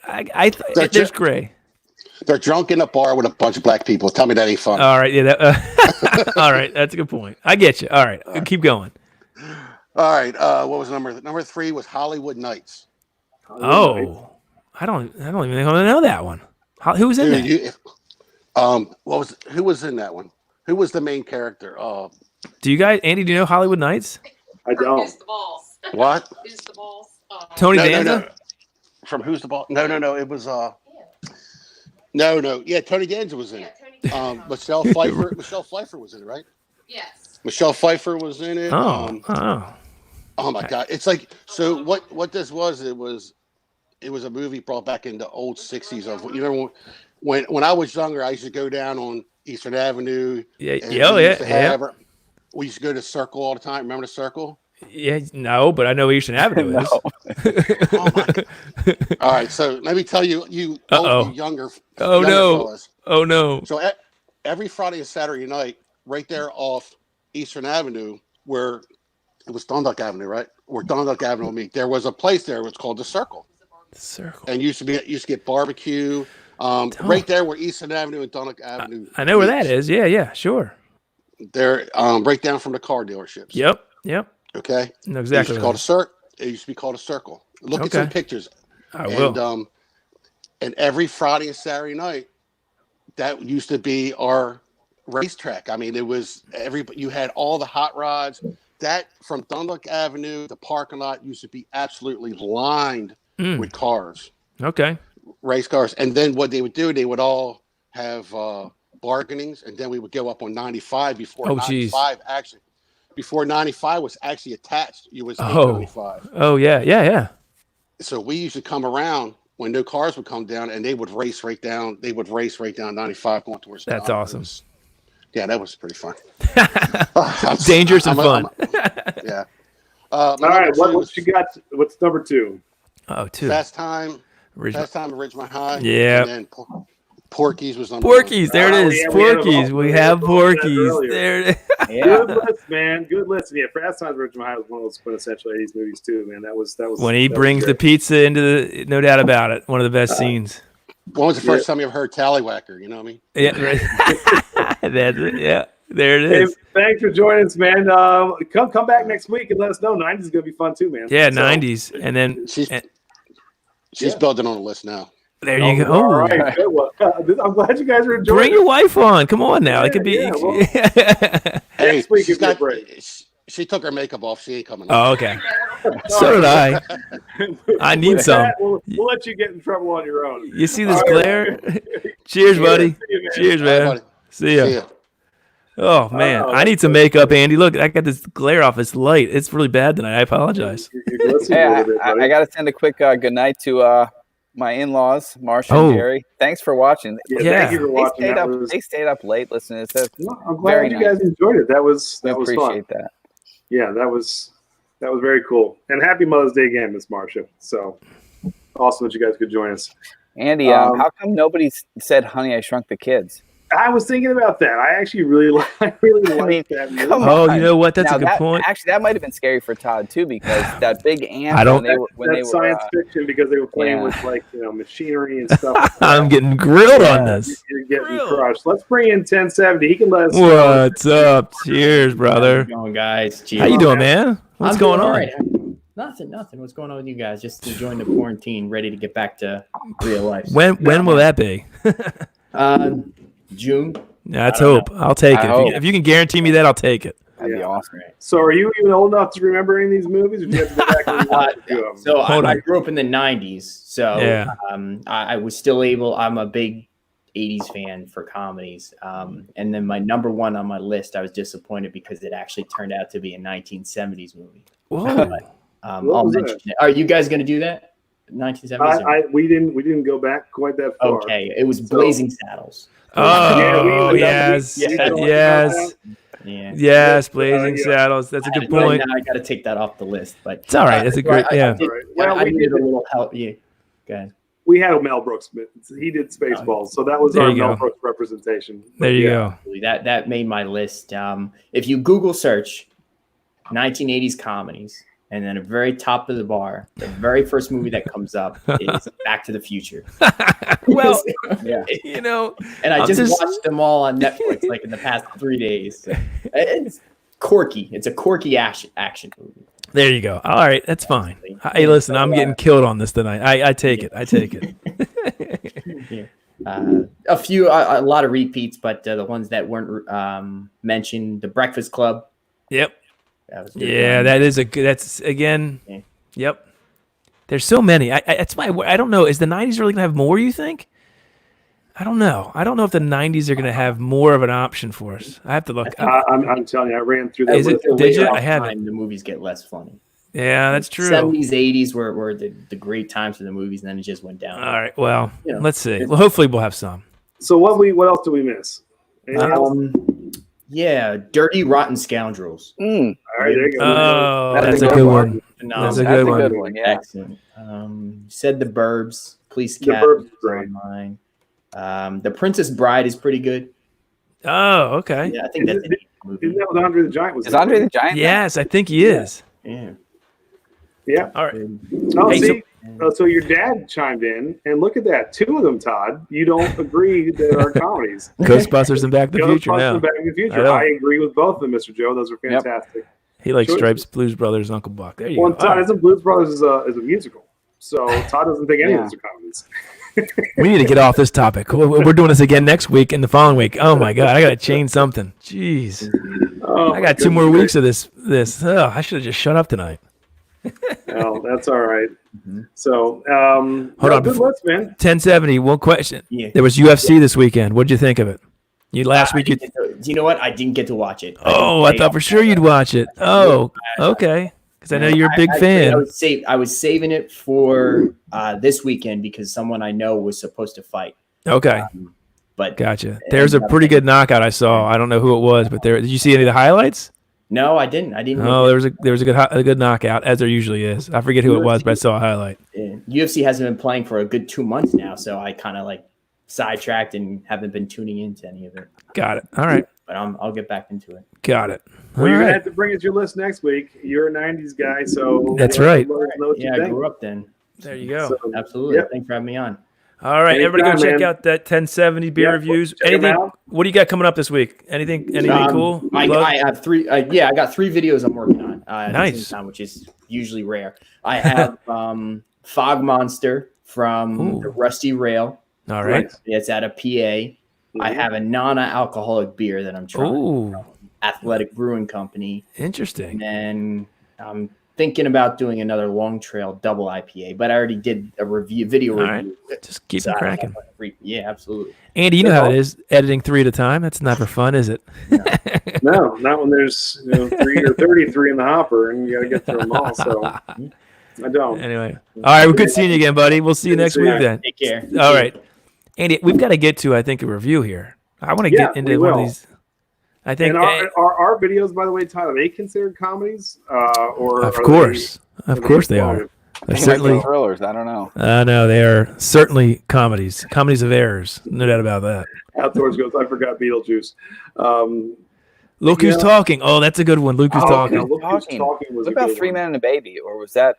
That 90s? was, I think that was 80s too. I think 3 Men and see, but again, now if that stuff is 90s, I mean, there's a lot to choose from for the next decade. That's true. Oh, it's gonna be good. It's gonna be good. It's gonna be hard. That's gonna be hard. Anybody else wants to jump on, please do. But you know what? I think it is time to do a couple of reviews. What do you think, guys? Just good. I think so. I'll put the post and stream come in, but we're gonna do some reviews. All right, beer or bourbon first? Let's go beer first, and here's why. I think it's a perfect tie-in. Yeah, I agree. If we can get the beers out. So this is what we'll be sipping on tonight. 1985. You got a good picture IPA. Andy. Yeah. There you go. See that? 1985 from New Belgium. This is their mango hazy. Ooh. I don't know all the stats on this because it's on the side of the box. Toss the box, just have the can, but we'll well, hold on. Let's ready. By the way, 1, 2, 3. Ooh, that was good. Andy, look what Lori I saw that. You know what? Overboard. That touches put the heartstrings for Andy and I. I should have probably, but that was my grandfather's favorite comedy. Pop loved that movie, and Overboard was fantastic. Goldie Hawn was great in that too. That was a good movie. All right, so we are going to quickly review Andy. What's the ABV on 1985, which is appropriate? I have an idea for next week in the 90s, Andy. You know who I'm talking about for beer wise? Dumb and Lager. No, from Hysteria. They have a 1990. Never mind. We'll talk. Never mind. I thought you would know it, and you didn't. That was a backfire. It's smothered. All right, this is 6.7%. 6.7. Yep. And you said this is a tangerine? What it's a mango. And spice. Hazy, yeah. It says mango flavor and spice. I don't know anything about this beer. Does anyone know anything about 1985 IPA other than what it's saying here? I don't. It's got a Cobra Kai jacket on, which you can smell the mango. Holy moly! It smells like fruit juice. Oh my god, it does. It smells fantastic. It smells. Oh my gosh, pineapple, mango, definitely. Wow, that smells fantastic. Look at the color on it. I did a terrible pour, so somebody else show it. Andy, there you go. There you go. Nice hazy, decent legs on it. Yeah, look at that terrible pour. Whoo, jeez. All right, so what do we say? A virtual cheers, boys. Cheers, guys. Hey, Todd, we've got the same mug. Yeah, there you go, man. I just did a terrible pour. Yeah. I like that. Oh, yeah. Woo. That is certainly tropical or citrusy, I guess. Todd, I got to tell you, the first thing I taste in this is it tastes just like Tropicana to me. Mm-hmm. I don't think it's that bad. I don't think it's that unnatural of a flavor. And I agree with Todd on this. I think Tropicana's I like heavy seas. I don't like Tropicana at all. I don't mind Trop. Do you not like this then? I guess you don't like this, do you? I like it, but it is so fruity. I don't get it. It's really fruity. There's No. I don't get. There's no bite to it. It's good. Mango. I will say this is difficult to get right, and that's what I love about the. I think this is fantastic. That's what I really like about the mango even keel. Mango even keel is 4.7, and there's more hops in it than. Yeah, this is certainly. It's good, but it's really, really fruity. It is very easy to drink, though. I mean, I could see crushing this, although it's 6.7%. I thought the ABV, the mouthfeel is a little bit light. The mouthfeel is definitely light on this, though. I'll give one of these to Alicia. Or the body, I should say. I would give it 3 out of 5 if we were doing our body. I would go maybe 3.5 on this. That's what I would go. That's not bad. It's refreshing. I mean, when you see mango, I don't know what the spice they're talking about, but it's. And I'd love to know why they say 1985. It's a I would give it a couple extra points. One, because it does have the Cobra Kai jacket. Yeah, right. There you go. It's got a fanny pack. It does have a fanny pack. Yeah, and that's pretty cool. Yeah, so Lori says it sounds delicious. Saved by the Bell background. So I mean, I got to give it some props. So I'll say this: if you don't like hoppy beers that are hoppy IPAs, this is for you. If you only really like hoppy, you want some kind of bite to your IPAs. This isn't for you. And Tony, I think you like that hoppy bitterness. Yeah. There's not a hint of bitterness in this. I don't know what the IBUs are, but it's overshadowed by all that juice from the mango and whatever else they're using in this. No, it tastes good. It does taste good. It's just I don't get any IPA out of it at all. I see that. Yeah, totally get that. Yep. There's no hop bitterness or finish at all to this. You're right. So anyway, cool beer though. It's easy to drink. I like it. Good job. All right, Andy. Well, all right. So Alicia, if you like it, you can have some. Come on down and get. I'll put I did drop your husband off Sixer, so there's another mango in the fridge for you, at least if you want it. There's 4 more with your name on it. Hey, so I'll put the link back up there. We still are talking about the top 80s comedies of all time. We've given our list. We've heard other people.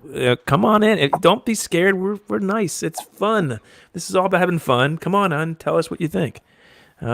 Maybe we haven't. Maybe we've gone through all of them. I don't know. Is there anything we haven't talked about? I can't imagine either the chat. I think there may be some, but I think we've hit most of them. I do think we probably knocked most of them out. Right. I mean, I can't think of anything. Yeah, I've got my whole list in front of me with my. I mean, yeah. Anyway, well, let's keep drinking then. Let's talk about. Excuse. I mean, why not? Do what we do best. Why not? I mean, this is going to go very quick, though. I can tell you that right now. Yeah. Well, good, because we still have a Willet pot still to get to, Todd. So. All right. I don't know if any of our whiskey guys are still out there. Is Robot Scott there, or Bourbon Bounty still on? Not that we, don't care what everybody else thinks, but when we get into this Willet, Andy, did you do any research? What is this? Did you say whiskey? pot still? Yeah, so it's supposed to look like a pot still that you use in the distillation of Tony's. Ours is just small. You can't really tell. That's the thing. Ours looks like a bottle of perfume. It does. It totally looks like a bottle of perfume. Look at that. This is Jovan Willett. Hold on, Andy. Tell me the story about how. So you went in there looking for a whiskey tonight, I guess, right? And then you saw and the small ones. Truth be told, I've had this Willet for probably a year or so. It's just been sitting on my mantle, and I haven't wanted to open it because it's more of a centerpiece. It's a pretty bottle. Like I haven't seen anything like it, and so this is kind of unique. You saw the comment. You saw Pee Wee's that is yes. Yeah.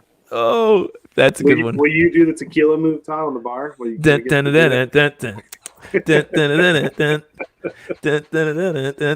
That's great. I love it. I mean, he had his Saturday show, right? Pee Wee's, that's where it came from. And then he got fired for going to a Saturday matinee. So well, that is very unfortunate. Yeah.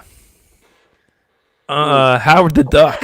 Andy and I talked about Howard the Duck. So we said that Outdoors in Maryland is just killing it there tonight. I got to tell you, him and his wife. We couldn't put anything on a family show that had gratuitous duck nudity in it. So we had to. It had a full frontal duck nudity on it. We had to scrap Howard the Duck. Actually, Mom didn't let us watch it because of that. Yeah, it was really funny. We weren't allowed to go see that movie for that very reason. She read the paper that there was a set of duck pair on there that we weren't allowed to go see. So that's 80s movies for you. only in the 80s. Although, if I remember the movie when you saw it later, it actually was a terrible movie. Right. So, All right. So, Robot Scott is here to see us what we think of this Willet. Andy, it says on here, it says it's 47%. So that means what? 94 proof. It's quick math. Yeah. Anything else we need to know about this bourbon? So this bourbon, I'm trying to remember. So first of all, Willet's out of Bardstown, but the family originally, when they first came to the States, this is the family that was in Prince George's County before they went to Kentucky. So there's a little Maryland tie there. Robot Scott probably knew that. But this is their small batch bourbon in their traditional like pot still decanter. Non-age statements. From what I understand, I don't know if this one is or not. They're now using their own juice. They used to get it sourced. So I'm not incredibly familiar with it. So this I'm kind of new with. I did a little bit of research on the rye, but I don't have a whole lot on the pot still. So, but it's supposed to be really All nice. right. So I've got a bottle of we got our cellar down here. Can't wait for November to come so we can get a barrel age month going again, Andy, because we got a lot of goodies down here, by the way. I hope we're allowed to get together in November. Well, if not, I'm going to be doing a lot of drinking. I'll put them on your porch. We'll do this. It'll be this way, we're gonna wear masks and do that one together. Trust me. Yeah, I think you're right. Yeah, you're right. You're not 6 feet apart, especially for anyway. So the Willetize is, you're right, and the rye oak barrels from Willet. So I guess this is a completely different. Is this a small batch or what is this a small batch? Small batch bourbon. Okay. All right. Well, it's totally not. I was hoping it was like, that would be a cool transition if it was. I mean, have you ever seen the Willet's rye that possibly? Yeah, we had that. Oh, that's right. You're right. Never mind. So yeah, that's a fantastic. Never mind. Don't mind me. That's a fantastic beer, by the way. Fantastic. It's all good. All right. Do you want to put a little nose on this? I do. I'm kind of intrigued by it. So Andy, this is this is just if you bought this, that it's just called the small batch Willet. Is that what it is? You will not. This is their pot still. It's their pot still reserve bourbon. Okay. Robot Scott, have you had this? That's what I want to know. Is anybody in the head? It's got a great nose. Ooh, wow. It smells good. Now here's the thing. I want to ask you this again. I'm not the bourbon guy. When we first poured this and I smelled it, it smelled. I almost got more heat off the nose. Now that it's sat out for at least almost an hour, it smells much less strong. Is that because it sat and opened up a little bit? Well, it's like a beer, Todd, or a wine. Like it's going to open up. I read this, and Scott, you can tell me, but with bourbon, they said one of the best things you can do is for every year that it's been aged, and of course we don't know all of them with non-age statements. Let it sit for at least 1 minute per year that it's been aged. So like the other night, I cracked open my Knob Creek 12 year. Let it sit for 12, 15 minutes. So Andy, do you decant bourbon like you would decant wine? Is there a decanter for bourbon, or no? You don't do any of that. No, wow. Wine's a little different. This is too strong. You're just kind of letting a little bit of the heat kind of come off, and then you're still, because it's still a big boy. You're still talking 94. Oh, so you can get a little bit of that oak in the nose. I think it was an oak. This is, what did it say? White. There's oak. a lot of vanilla and caramel, like toffee, kind of really. But I also get some of that, almost like the Red Hot. So that. See, I don't get much of that. I'm not getting cinnamon at all. I am. You're not at all? No, I'm getting more of like a caramel kind of toffee forward vanilla. I definitely get the vanilla. I don't know. You're really sniffing it. It smells good. I know that Yeti works. I can tell you that much. Oh, you can smell that. I'm sorry. Jesus Christ. I'll let you get a deviant septum. All right. Cheers, guys. That's enough of this crap. Don't hear me smelling it anymore. Tony, just drink. Was it that bad? Oh, sorry. Now I can't even take a sip. It's coming, Scott. Don't worry. We're trying to get the sound of You sure you want it? Yeah. Ooh.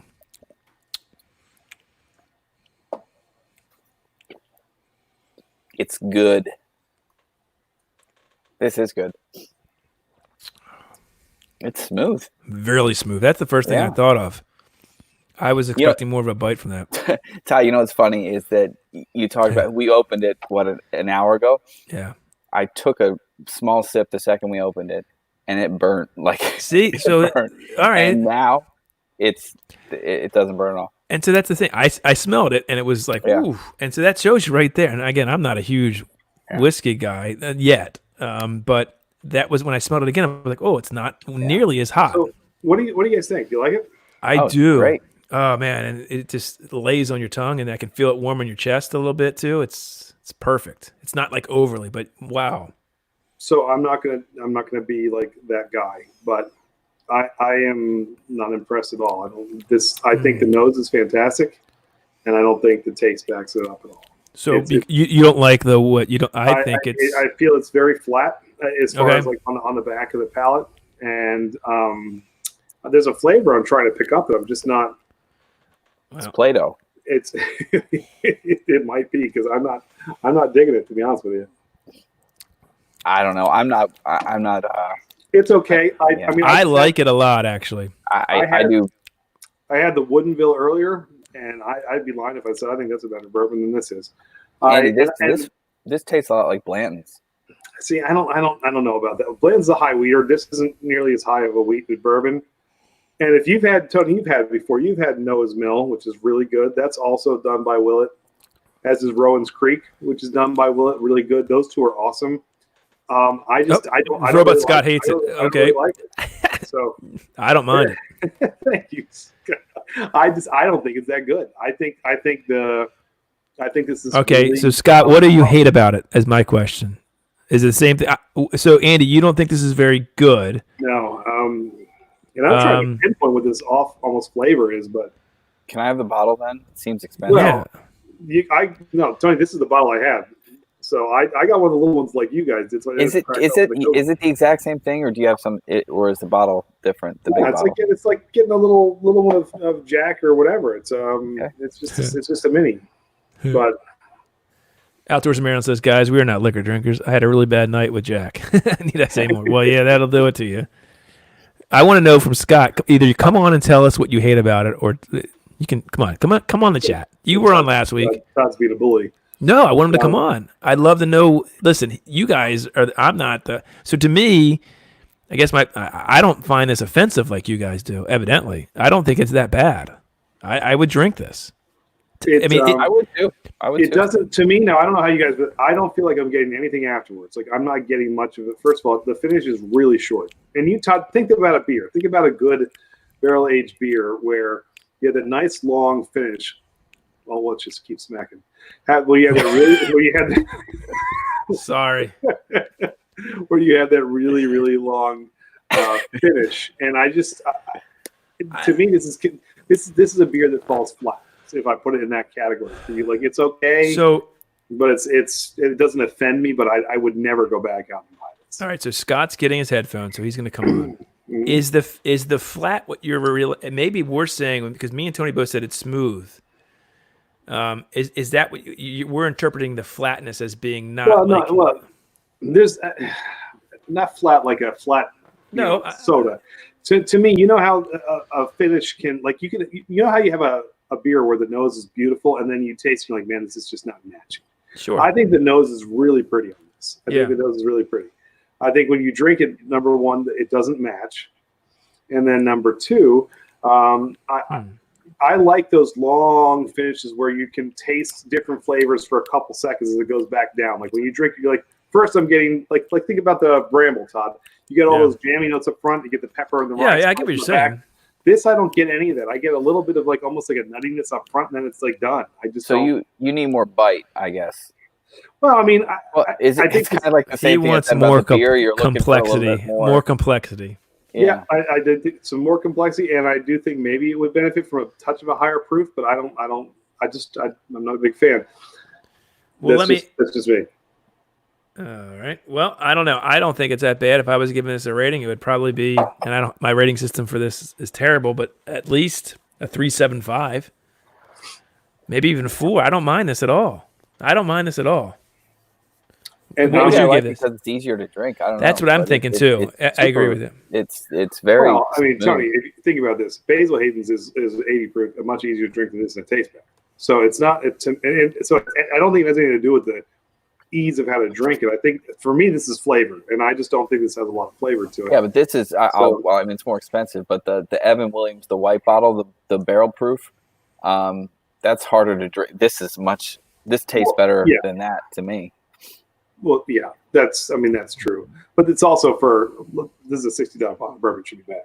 It's not. I mean, we're not talking about a $15 bottom shelf that you're getting for Evan Williams.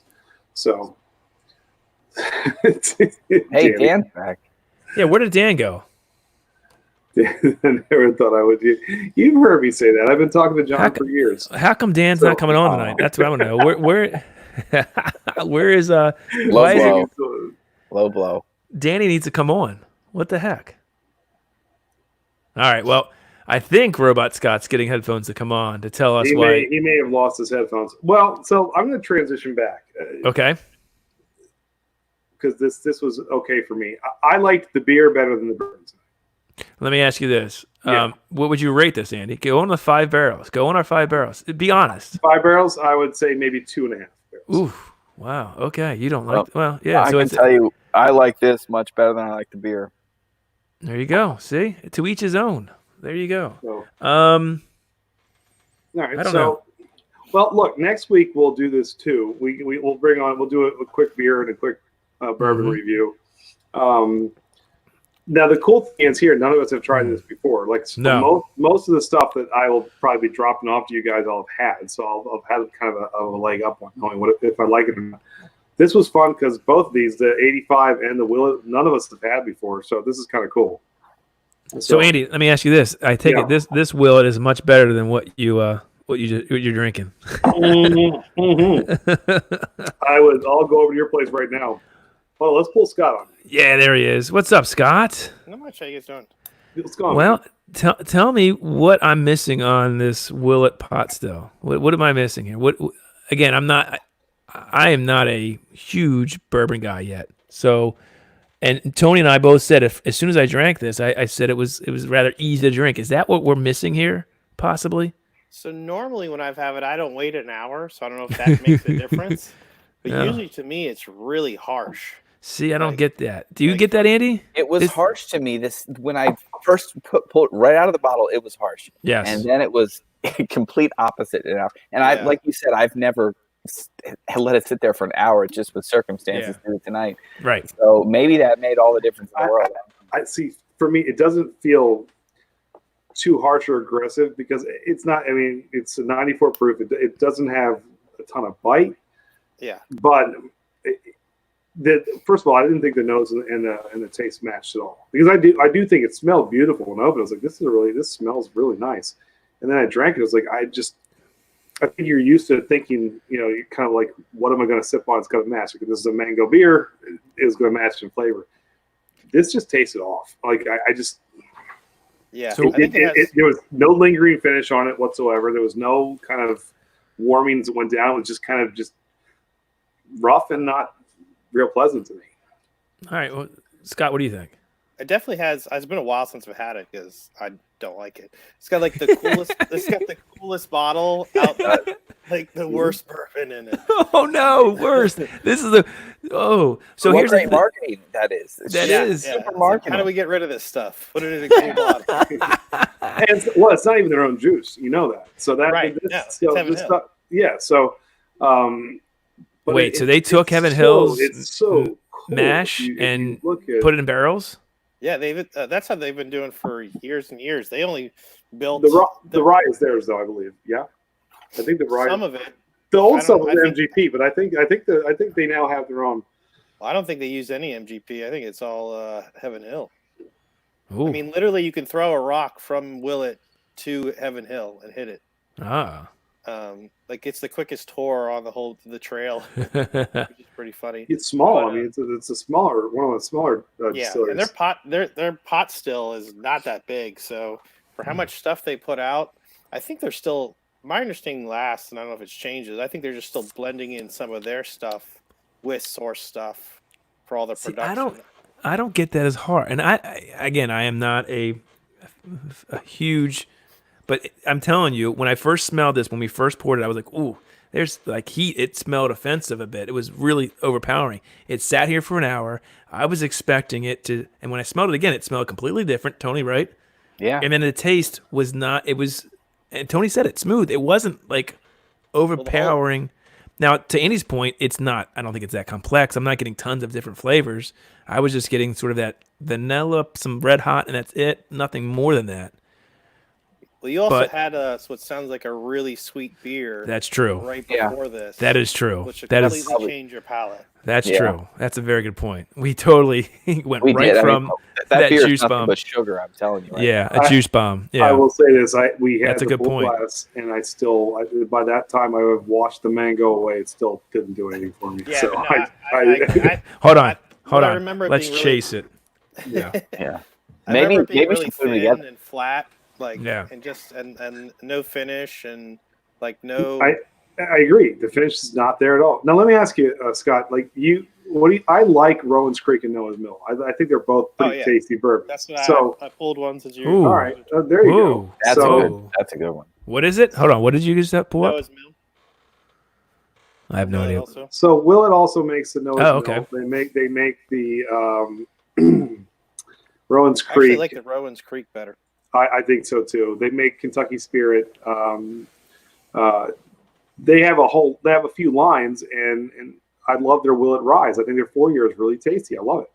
But that is this a really good rye.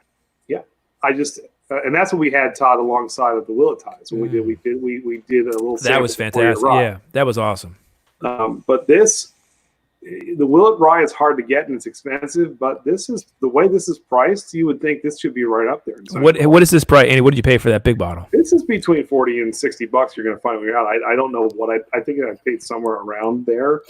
And right now, it's going to probably stay on my mantle to collect dust because it looks really cool. That's what's going. I don't see the reason to open right now. People are going to want to try it. It looks shiny. That's what you do, Andy. For other people that come over, shiny. You're like, oh, I've got this really cool, bourbon. It's amazing. Look at it. It can't be bad. And you pawn it off on all your guests. That's what you do. Told, Tony said decant it. You know what I can do? I can finish this with friends and give it to them, and then pour something else in there instead of having to use it as decanter. I use it as a decanter bottle. Yeah. So see, I'm onto something. Hold on. Yeah, it's probably not a bad idea. So, Scott, what would you? So, for $40 or $60, what would you say is a much better buy than what we just had? Think of the price range. Comparable to it, that's like a 90 proofer. Or I like barrel proof, so. Whatever's in that price range. I'm just talking about the price range. So if you're paying $50 for this bottle or $60, whatever, what is don't do that. Do this. I mean, with bourbon, I always think it's like ask what people also they like. I mean, if we're following my, the flavors that I like and stuff like that for $40 or $60. Well, that's a large range, but I mean, easily just as an everyday rare bird. There you go. Yeah, we like that. I think for that price range, Four Roses is kind of similar, and I think it's better too. Which Four Roses? Just their regular, not the barrel strength or anything. Or small batch. I think I'm thinking the small batch. I just picked up a small batch. I gotta open that. Andy, I thought you were trying to cut back. Where are you putting all this? I think your wife's still watching. Is it payback because of the comedies that aren't really comedies, Todd? That's fine. Hold on. I want to point out that Scott has an awesome Todd Heap jersey right in the back there. That's awesome. That's awesome. Love Todd Heap. Looks great. Yeah, he was an awesome guy. Yeah, he got signed. I met him and his wife years and years ago, and such a cool dude. Such a cool dude. That's cool. Yeah, that's awesome. Very cool. Hopefully, we have games to go to this season. Do you go to games, Scott? Yeah, I get tickets. Yeah, that's all. Andy, I've got a huge.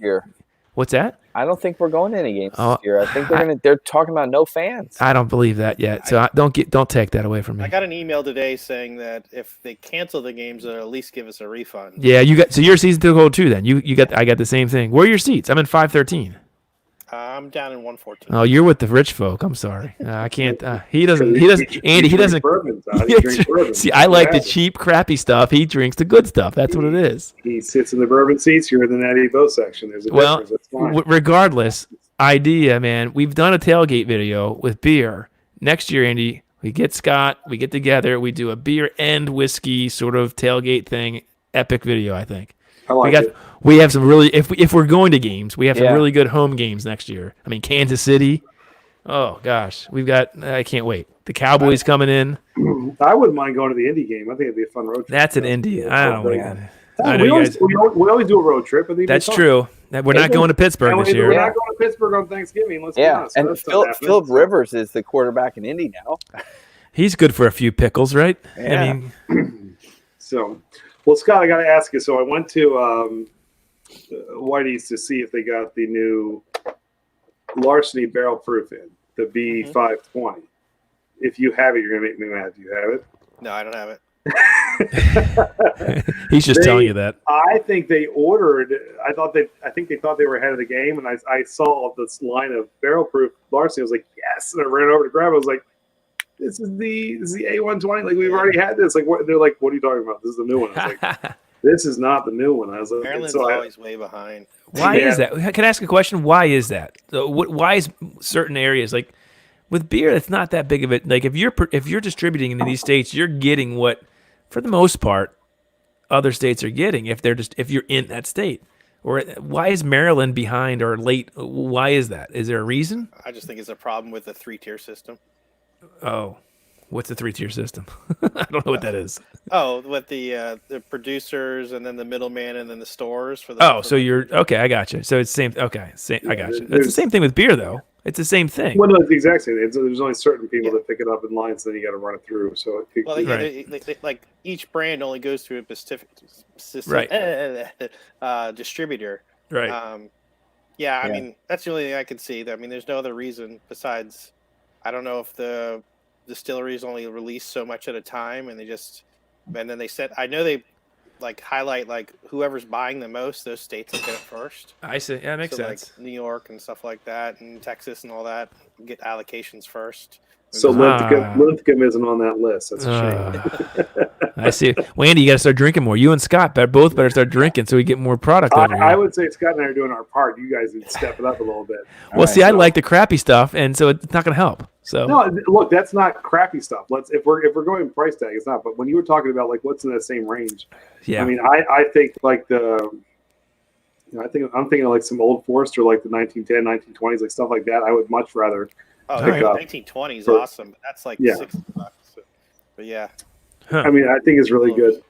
I almost picked up the Statesman because that's the only one for the whiskey roll I haven't tried yet. I hear that's actually pretty good too. It's a lower proof, but that's right around this. I think it's around 94 proof. I can't wait for the Old Forester barrel proofs to come out. I saw that's coming. I'm really excited. I think Breaking Bourbon already did a review on it. And I'm stoked. And honestly, I don't. Do you? I'm assuming you read Breaking Bourbon when they release their reviews. Mm-hmm. Almost anything that they put 3 barrels or above is usually fantastic. To get 3 barrels from them is pretty darn good. Do you watch or listen to their podcast? I haven't listened to anything yet. I do most of it I do by reading and just see if I match up with what they think. And Todd, if you want to start looking at some of the bourbons, like Breaking Bourbon's fantastic. They're really good. You said 3 barrels. How many out of how many barrels? Out of 5. Oh, so they're really tough then. They're tough. A hell of a lot tougher than us. I'll tell you that much. Yeah, got it. All right. But they're really good. And I just got the Knob Creek 12-year. I don't know if you had it or not, Scott. I thought that was fantastic, and that was. That they gave that 4 barrels, which they never give 4 barrels to. So it was. Yeah. Let me ask you guys this. Oh, go ahead, Scott. Go ahead. I saw it and passed it up because I figured I love Knob Creek store picks, and you can get a 14-year-old Knob Store Creek for $50, and that's the same price as that 12. So I passed it up, but I kind of regret it. It's there was one lonely little bottle on the shelf today, so it is still sitting there. Back next to the barrel proof Larceny. Andy, what was the new Gentleman Jack you were talking about today? Well, I think it's new. I'm not a huge Jack guy, but I did see the barrel proof Gentleman Jack. I think it's 131 point something. Have you had that one, Scott? The barrel proof Jack? I've had the ones that have been out for a while. They like the barrel proof Jack Daniels. Yeah. And the store picks that are barrel proof. Those are What awesome. you like them? Yeah, Yeah. I don't like Jack Daniels, but I love all those. Yeah, I haven't. Yeah. I haven't tried any yet. So I did pick one up. I'm excited to kind of dive into it for maybe boys. You want to do that next week? You want to do a little put a hair on your chest bourbon next week? I'm off for it. Let's do it. Yeah, I love it. We can do that next week. Proof, probably. Yeah, I think the one I picked up is 131. Have Scott get it. We can bring him on. We can do a 4-way review. How about that? Well, I'll tell you what, Scott. I know that there's some stuff. I guarantee you. Well, you know what you can do. I'll shoot us an email to the 21090, and maybe we can look at some of the bourbons because if I've got something I can drop off to Tony and Todd. There you go. The four of us could do something together and kind of. That'd be fun. I think it'd be a blast. It'd be a good time. Well, I want to get you guys some samples sometimes. I just got to get some time and motivation to sit down and decide. All right. And nice. What you haven't had, and yeah. Fun. I haven't had. Well, we'll swap a couple things because I got some. There may be a few things I'm sure that we haven't, especially in smaller distilleries. We could probably. Scott, do you like beer? I do. I used to be real big into beer. I used to brew a lot of beer. Oh, so you wouldn't be opposed to having some of our homebrew then? Oh no. I just steer away from it because as I got older, I found my stomach and my hangovers appreciated bourbon more. Oh, look at you, Andy. It sounds like you. You guys. I think I found my twin. I'm not going to lie to you because that's exactly how. I'm pretty sure you guys are best friends. Replacement Wayne. Yeah, so now I got all this equipment in the basement that I haven't used in like 4 years. Oh, come on. I guess the question is, Scott, Oh. if I decide to cut out Todd, do you want to co-host and we'll just kick him off? I mean, By the way, Scott, I have the domain to this account that I can quickly change. Anyway, no, Scott, here's a question for you. My neighbor, and if you said you brewed, he gave me, I guess it's a still, a stovetop still. Uh-huh. Is it legal to distill in Maryland? So it's a gray area. It's legal to still. I love gray areas. Yeah, alcohol for the use of energy and da da da da da. It is illegal once it touches your lips. What? Okay. And that's it tastes so good. It tastes so good. How is that What? monitored exactly? It's not. I mean, yeah. So Andy, we just wouldn't. That's what I mean. So it's Same like, as moonshine, isn't it? I mean, yeah. But I can brew a 15% beer and have no problem with that, right? Right. That makes no sense. so there's I can a certain brew percentage where it becomes illegal. I guess it's just how you do it itself. Yeah. By yeast and everything, wine or beer or whatever, perfectly fine. But actually raising it with a non-natural way, Right. I guess, or whatever their wording is. Yeah. Is illegal. So I should probably not use that still and blow up my house because I don't know what I'm doing. Well, I think the more dangerous part is not knowing what you're doing. I don't know. I don't know what I'm doing. Yeah. He gave it to me. It looks like a boil kettle with a. You can make a little moonshine. I could, but I want to make bourbon. But we would need a Well, cat. technically, all you gotta do is get a little. We need to get you a new charred oak. Andy, I tried to do that Yeah, with but- my beer and it failed miserably. I How- seriously doubt I can make bourbon. How long would it take for you to be able to drink the bourbon after you distilled it? What do you mean? To be good or just Yeah. Doesn't it have to age for a certain Yeah, amount it of should time, age or- in the cat and then in the barrel, right? I mean, to legally be bourbon, it doesn't have to age at all, but Okay. it tastes good. So yeah. Yeah. To be straight bourbon, it's got to be what? Is it 2 or 4 years? 2 years to be straight bourbon. Okay, 4 years to be bottled and bond. To be bourbon in itself, Forget that. To be bourbon, it just has to be at least 51% corn, and it's got to be in the continental United States. Forget it. Andy, you can have this though. I don't want it. Well, I'm just saying. Well, now He'll take it. He's got a garage. Do you want it, Tony? I'll give it to you. No. There's a couple of corn whiskey I'm giving it to Andy. that are not bad. So, now, do Have you you like seen any it? of those, Scott? Corn whiskeys? Like corn whiskey, like baby bourbons, like Hudson and stuff like that. Do you like any of those? The Hudson's I steer away from just because of the pure price for what it is. I know, but I'll tell you what. Have you guys been over to Lost Ark over there in Columbia? No. I've heard of it. I have not gone. That's the one right next to Hysteria. Is that next to Hysteria? Yeah, Yeah. right. Yeah. Yeah, it's like there, and what's that other brewery? It's like right there. What is right there, Andy? Black Black Flag. Flag? Black Flag, yeah. Yeah, which is good. They had, I think they have a bourbon now, but they had a corn whiskey last time I was there. Those guys are super cool too. The two owners that I met. Talk about like we just randomly walked in there. This is like 2 years ago too, and they were doing stuff, and we walked in, and they both came over and were talking, and like try this, and they're like, oh, unfortunately, like Maryland law, they can only taste so much, but they're like, you got to come back to try these other things, and super cool dudes. It's an interesting point.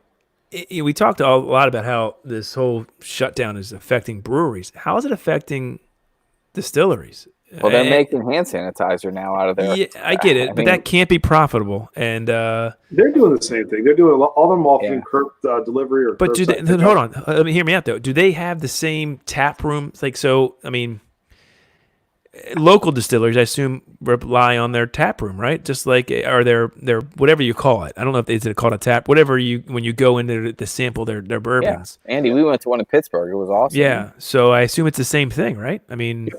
They're hurting. Yeah, this is a problem, I think, because I'm worried. Drinking more, so they got curbside pickup. Yeah, right. So but I'm telling you though, it may be, but I'm telling you, there's no way they're doing the same production. That I'm not talking about like the bigger guys, like Heavy Seas or even Flying Dog, that have distribution throughout the East Coast. The local guys who are only basically relying on local distribution and also taproom sales that don't have that anymore, they're not making up the difference on curbside pickup. I can guarantee you that. And I don't know how much longer they can go on this. That's a problem if you ask me. Well, it's a problem for everything. Yeah. But, yeah. So, but I will say I think it's cool to see more of the distilleries popping up in Maryland because Maryland seems to be behind the eight ball. I don't know if you've had a chance. Scott, I've got two, and they've stopped doing this, by the way. They're straight rum now, but Lion Spirits in St. Michael's. Heard of them. Haven't been there yet. I went in there, I think it was around 2 years ago. They literally had one bottle of rye left, and they had two or three bourbons left. And they said, look, we're done. Like, it just takes too long because it was all their own stuff. It takes too long for us to get it in, to age it. We're going straight rum.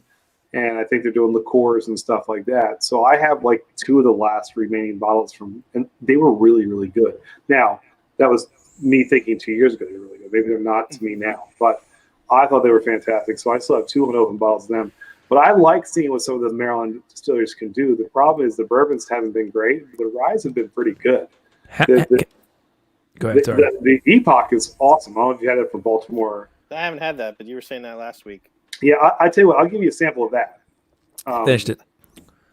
Yeah, I will. That if we start doing some sample swaps, maybe we'll do Epoch next week and see what you guys think. It's absolutely phenomenal. How many? Yeah, we know there's a ton of breweries in Maryland. How many distilleries are there in Maryland doing whiskey?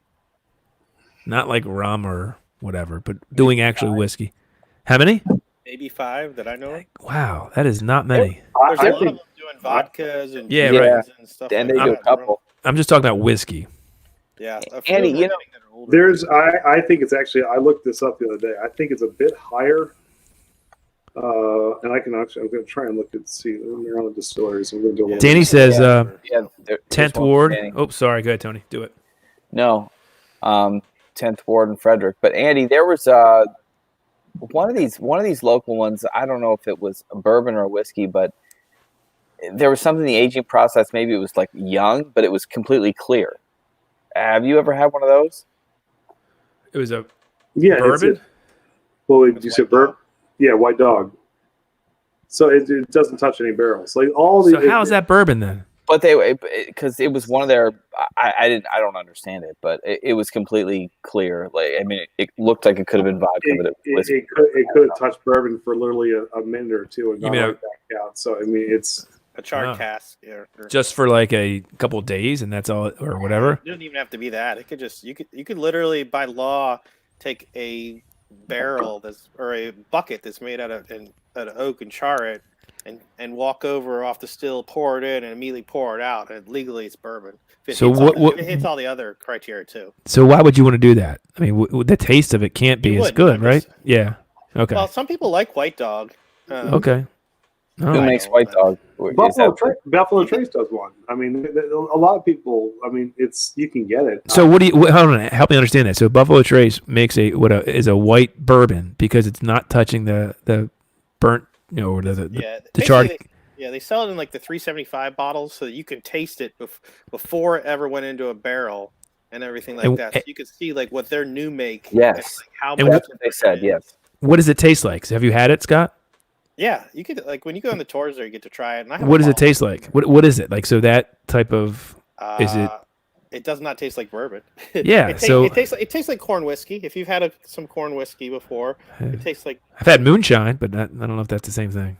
Well, it depends on what essentially. It was like apple pie moonshine. It's a bunch of crap. So it tastes like apple pie. We could do that too. We could do a little. Maybe we could do some corn whiskey next week. So I'll tell you right now, Scott, have you tried the Balcones Baby Blue? Have you had that yet? Yes. That to me that is almost like having like a big bucket of butter popcorn in a movie theater. I mean, it was I thought it was great. Like if you're in the mood for it. That sounds cool. It's different. I like that idea. But yeah, and I think that's better than Hudson. But yeah, we could do something like that. I have a bottle somewhere that I haven't opened when I was in Texas from Balcones. That's their French oak that we had there. That's amazing. So it's Balcones. It's not Balcones. It's Balcones. Okay. Come on, Andy, get it right. I wasn't sure. I know they're Waco, Texas. They make good stuff. Like they're really, really solid. Yeah. Yeah, we went to Texas for the Bastards Ball with Whiskey Tribe. So they were there. So were all the other Texas distilleries. And nice. It was a lot of fun. It was a crazy weekend. But Scott, have you gone to you've gone to Kentucky and done like a whole tour? Like what is that about? Let's help me understand. So when you go into I guess Lexington, where do you go into? So it's in a 100-mile circle area between Lexington and Louisville. Louisville, okay. Yep. And it goes some are pretty far south. So when I started doing the Bourbon Trail in like 2006, I think the Bourbon Trail only consisted of about 7 distilleries. Okay. Big ones. And now it's like 16. Wow. And what was your favorite one that you visited? Good question. My favorite one that I still tell people to go to, I don't know if I can narrow it down, but it's probably still Buffalo Trace, but you got to they all have like multiple tours you can pick from. Right. So some of them are better than others. Like the Hard Hat tour at Buffalo Trace. What's so great about that? Like what do you get from that you don't get in the other ones? Well, one, I'm a Buffalo Trace fanboy. Okay, okay. So going in, you love it, right? Yeah, but like when you do a lot of the other ones, there's only a few of them that are that large. Besides, just like Jim Beam, and a lot of it's hidden. But like Buffalo Trace you can tell the age of the equipment they're running, and it's just this huge manufacturing. Just craziness, and then you get to go up and like the top of the still, and you get to try it right off the high wines right off the still. Wow! You can just see the age and the size. And how long were you out there for this? Like, was this a week? Is this a week? What is this? What do you take to do that? In 2006, you could do the Bourbon Trail in a weekend in 2.5 days, no problem.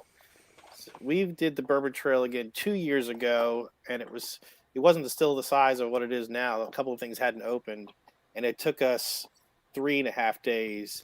Okay, of like that's go, awesome. go. That's awesome. And some of that's tasting. Sounds like fun to me. I'm telling you. Andy, I've done it 6 times now. Whoa, 6 times. So, hey, when you went to Buffalo Trace, the guy who was doing some of the documentary from the Neat movie, which I'm sure you've seen as a bourbon guy, was he there? Did you get to see? Did he do any of your tours? The one tour that I did with them, we did have was it Freddie Johnson, I believe is his name. I'm bad with names. I don't know. But he's the tour guy that's real famous. We had him once, and at that time I didn't actually realize who it was until later, how famous he was there. But he did our tour there 5 years ago. Wow. When I went.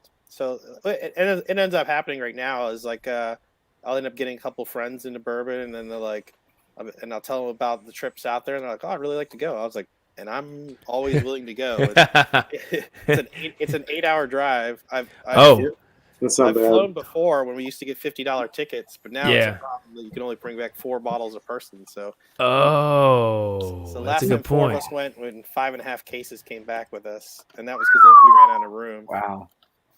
Sounds like a 21090 road trip coming up. 8 hour. Yeah, I'll fly. I'll meet you guys out there, Yeah, and then Tony will fly. We'll meet Andy out there driving. Listen, right? I'm supposed to go there this I year. will drive and take my time. There's Hiltons along the way that can get me points. I'm fine.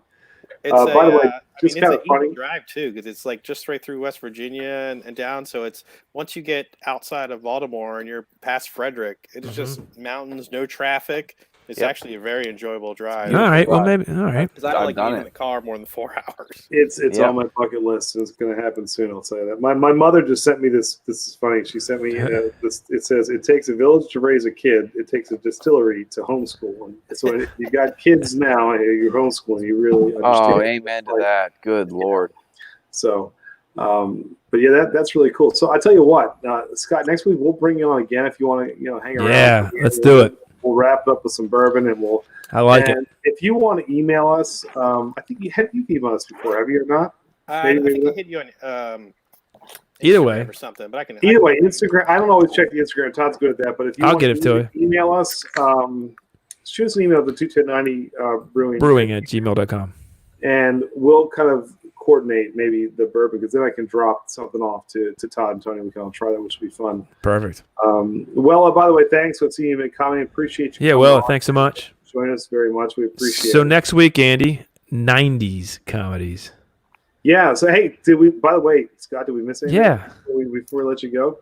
I don't think so. I think you guys nailed all of them. I mean, comedy's a much different category for Todd than the rest of us. I know. Scott was hammering me on the chat. I saw that. I was like, wow. what is a comedy? I don't know. Listen, I guess when I was growing up, I didn't see Ghostbusters as a funny movie. Think when I'm growing up, I thought it was like this amazing screenplay with Slimer, and like now I see what it's funny about it. But I didn't, as a kid, I didn't see it. The same with like Goonies. I was like enthralled of the journey. You know what I mean? The painting was a gift, Todd. And I didn't. However, you're over 40 now, so maybe you can understand the rationale as to why. I'm going back into my youth, and when I originally saw these movies, I didn't see it as a comedy. I saw it as a sort of an action movie. I didn't, that's all I'm saying. Down into a lot more categories than I do. It's like comedy, action, horror. Probably. But don't get me wrong. I love the movies. It's not that I don't love any of those movies. Love them. Totally love them. So technically, the Smurfs wasn't a comedy. That was kind of scary because of Gargamel and the whole night. That was more of a sci-fi. It was sci-fi. Gargamel created the Smurfette and all that stuff. So that's so funny. People jump on and said Three Amigos. We did them all. Yeah. We that one missed our top 10, but it was in my honorable mention. Barely missed the top 10. That was definitely a good one. And join us next week because we're going to do 90s. 90s. So we'll have some beer. We'll have some whiskey. It'll be all good. Danny's like RV. Yeah, we'll RV out to Danny's a big. Danny, are you drive? Is Danny going to drive? I think Danny can drive. Danny can drive us out there. Andy, you can drive an RV. Andy, you drove an RV at Rocklahoma. You can do it, man. A picture of us driving. Now, Scott, I love your taste in spirits. I'm not sure about music, if you like the old 80s stuff or not, but we went to the middle of a cornfield in Pryor, Oklahoma, which is about 30 miles south of Tulsa. Tony and I and Todd, we flew into Tulsa, Oklahoma, and we rented an RV, and we stayed in a cornfield for 3 days and listened to the initial Hairband Fest, which was called there you go. He's got it. There you go. That is us. That's now, 10 years ago. At least more than that. 13. There was a ton of people there. And in the middle of nowhere. Middle of nowhere. That was actually when I believe Great White or Jack was on. We were on stage with them when that actually happened. Yeah, they did not take me back, Scott. I was not with them. They left me. He was not a VIP. But we drove. Yeah, we drove across the second year. We drove from Oklahoma City to Pryor, the first year, but we had an RV both times. Man, it was fun. It was fun until the tornado came and wrecked our campsite, and we had to pay a $500. That could be a whole because nother. we left the awning out on the RV, and the tornado came by and wrecked that. So so he's close to me in Arkansas. That's funny. So you must be on the eastern border then, because I know that that's true. Or the western border of Arkansas. Western border, yes. The eastern. Yeah, because I actually drove through Arkansas too. I went for a wedding, and I went across into Memphis, and then drove back to Little Rock, and that was a cool drive too. Like that's parts of the country I hadn't seen before. Well, let's just get to Lexington and Louisville and do that. That sounds fantastic. We'll do that. No, I can't wait. I want to go. There's so many places I want to see. I'm gonna need a week out. Oh, the videos we would do from that, Andy, would be epic. They'll be more entertaining as the day goes on. I'll tell you that much. I cannot wait. All right, man. I think I'm going to go in September, October if everything. Andy, is there any way we can do that? Probably not. No, never say never. That's true. I want to go for the Four Roses LE release at the distillery. Stand in line overnight and bottle of that. Jeez. That sounds awesome. That sounds Andy, awesome. I think you found your new best friend. I find a new one every week, Todd. It's not you. So you can't get rid of me, Andy. I've been with you for 40 years for crying out loud. He's kind of like a suction cup Garfield. You just can't peel him off. He's stuck. No, Scott, that's cool, man. I appreciate you. Yeah, Scott. And next week, hit us up on email so we can talk about it. We'll discuss it. It'll be fun. It'll be fun. It'll be total fun. And get your 90s list ready. We're going to quiz you on 90s too. Come on now. All right, guys. All right. Well, see you, Scott. Well, that was fun. Tony, you still have another? Wait, you have another beer? I'm empty. Well, I poured another and I finished that. I don't think it's that bad, but you guys hate it. But I liked it. It wasn't bad to me. You didn't like the whiskey? No, I liked the whiskey. I didn't like the beer. No, I like the beer too. I liked it all. I'm easy. Oh, that's good. That's good. By the way, Fort is that Smith? Is that correct? Fort Smith? Where is it? That's okay. I don't know exactly. My geography is not too good out there, but is it like your math? Like my math, but I do know. I tell you, we had fun out in Pryor, man. That was a good time. Oh, Andy, I just sent you pictures 2 nights ago that I found of you and I and Janie Lane. So Andy, with Janie Lane, man. Here's one thing I think we should do. One of these live streams, these Tuesday nights, we should go through the pictures from Rocklahoma. I could put something together. That would be a fun. Whenever we go back to music, it should have probably been the first one when we did 80s, but we should do a little snippet of back in the day. I think that'd be fun. Anyway, that'd be cool. So you're my reporter, so he knows where he knows where we were for Rocklahoma. Yep. Nice. I mean, nothing out there. I think we drove. That was a tough. It wasn't tough. It was flat. It was flat. Just to get to a Walmart, I don't know how far. Yeah, it was. Yeah, it was. But yeah, so next week, guys, start getting your list together because I have a feeling, Todd. I know you think they're going to be similar. I don't know. I haven't looked at it yet. I have to do some research. Let me say this. We'll preface it because here's the thing. I think there's some really big hits from the 90s that we like so much because we. I think the 2000s will be easy. That to me, I'm waiting for his 2000 on. There's so many. Look, he knows Rocklahoma. Nice. Yeah. We went to the very first 2 years. First 2 years. Todd, I'm telling you, 90s. There's going to be more to. So I think there's going to be a little bit more variance next week. Good. And then you're right. Cool. 2000s is. I mean, the sky's the limit because I think they're even probably there's so many. I don't know the statistics, but I'm sure they're just even making more comedies. Well, totally. And you've got 20 years to go through the last one. But that was our sweet spot. Some of those guys from almost like that Saturday Night Live shift from going from there into getting there. You can get your Wayne's World. It's going to be all Jim Carrey. That's a great comment. That's a good comment right there. Different things there. Yeah, I mean, I think that's going to be awesome. Yeah. So, Ocean, bring your list, man. Come on next week. Come on earlier next week and jump on because we're going to do our top 10. Yeah. We did 80s this week. We'll do 90s. Then after that, we'll do 2000 and beyond. Exactly.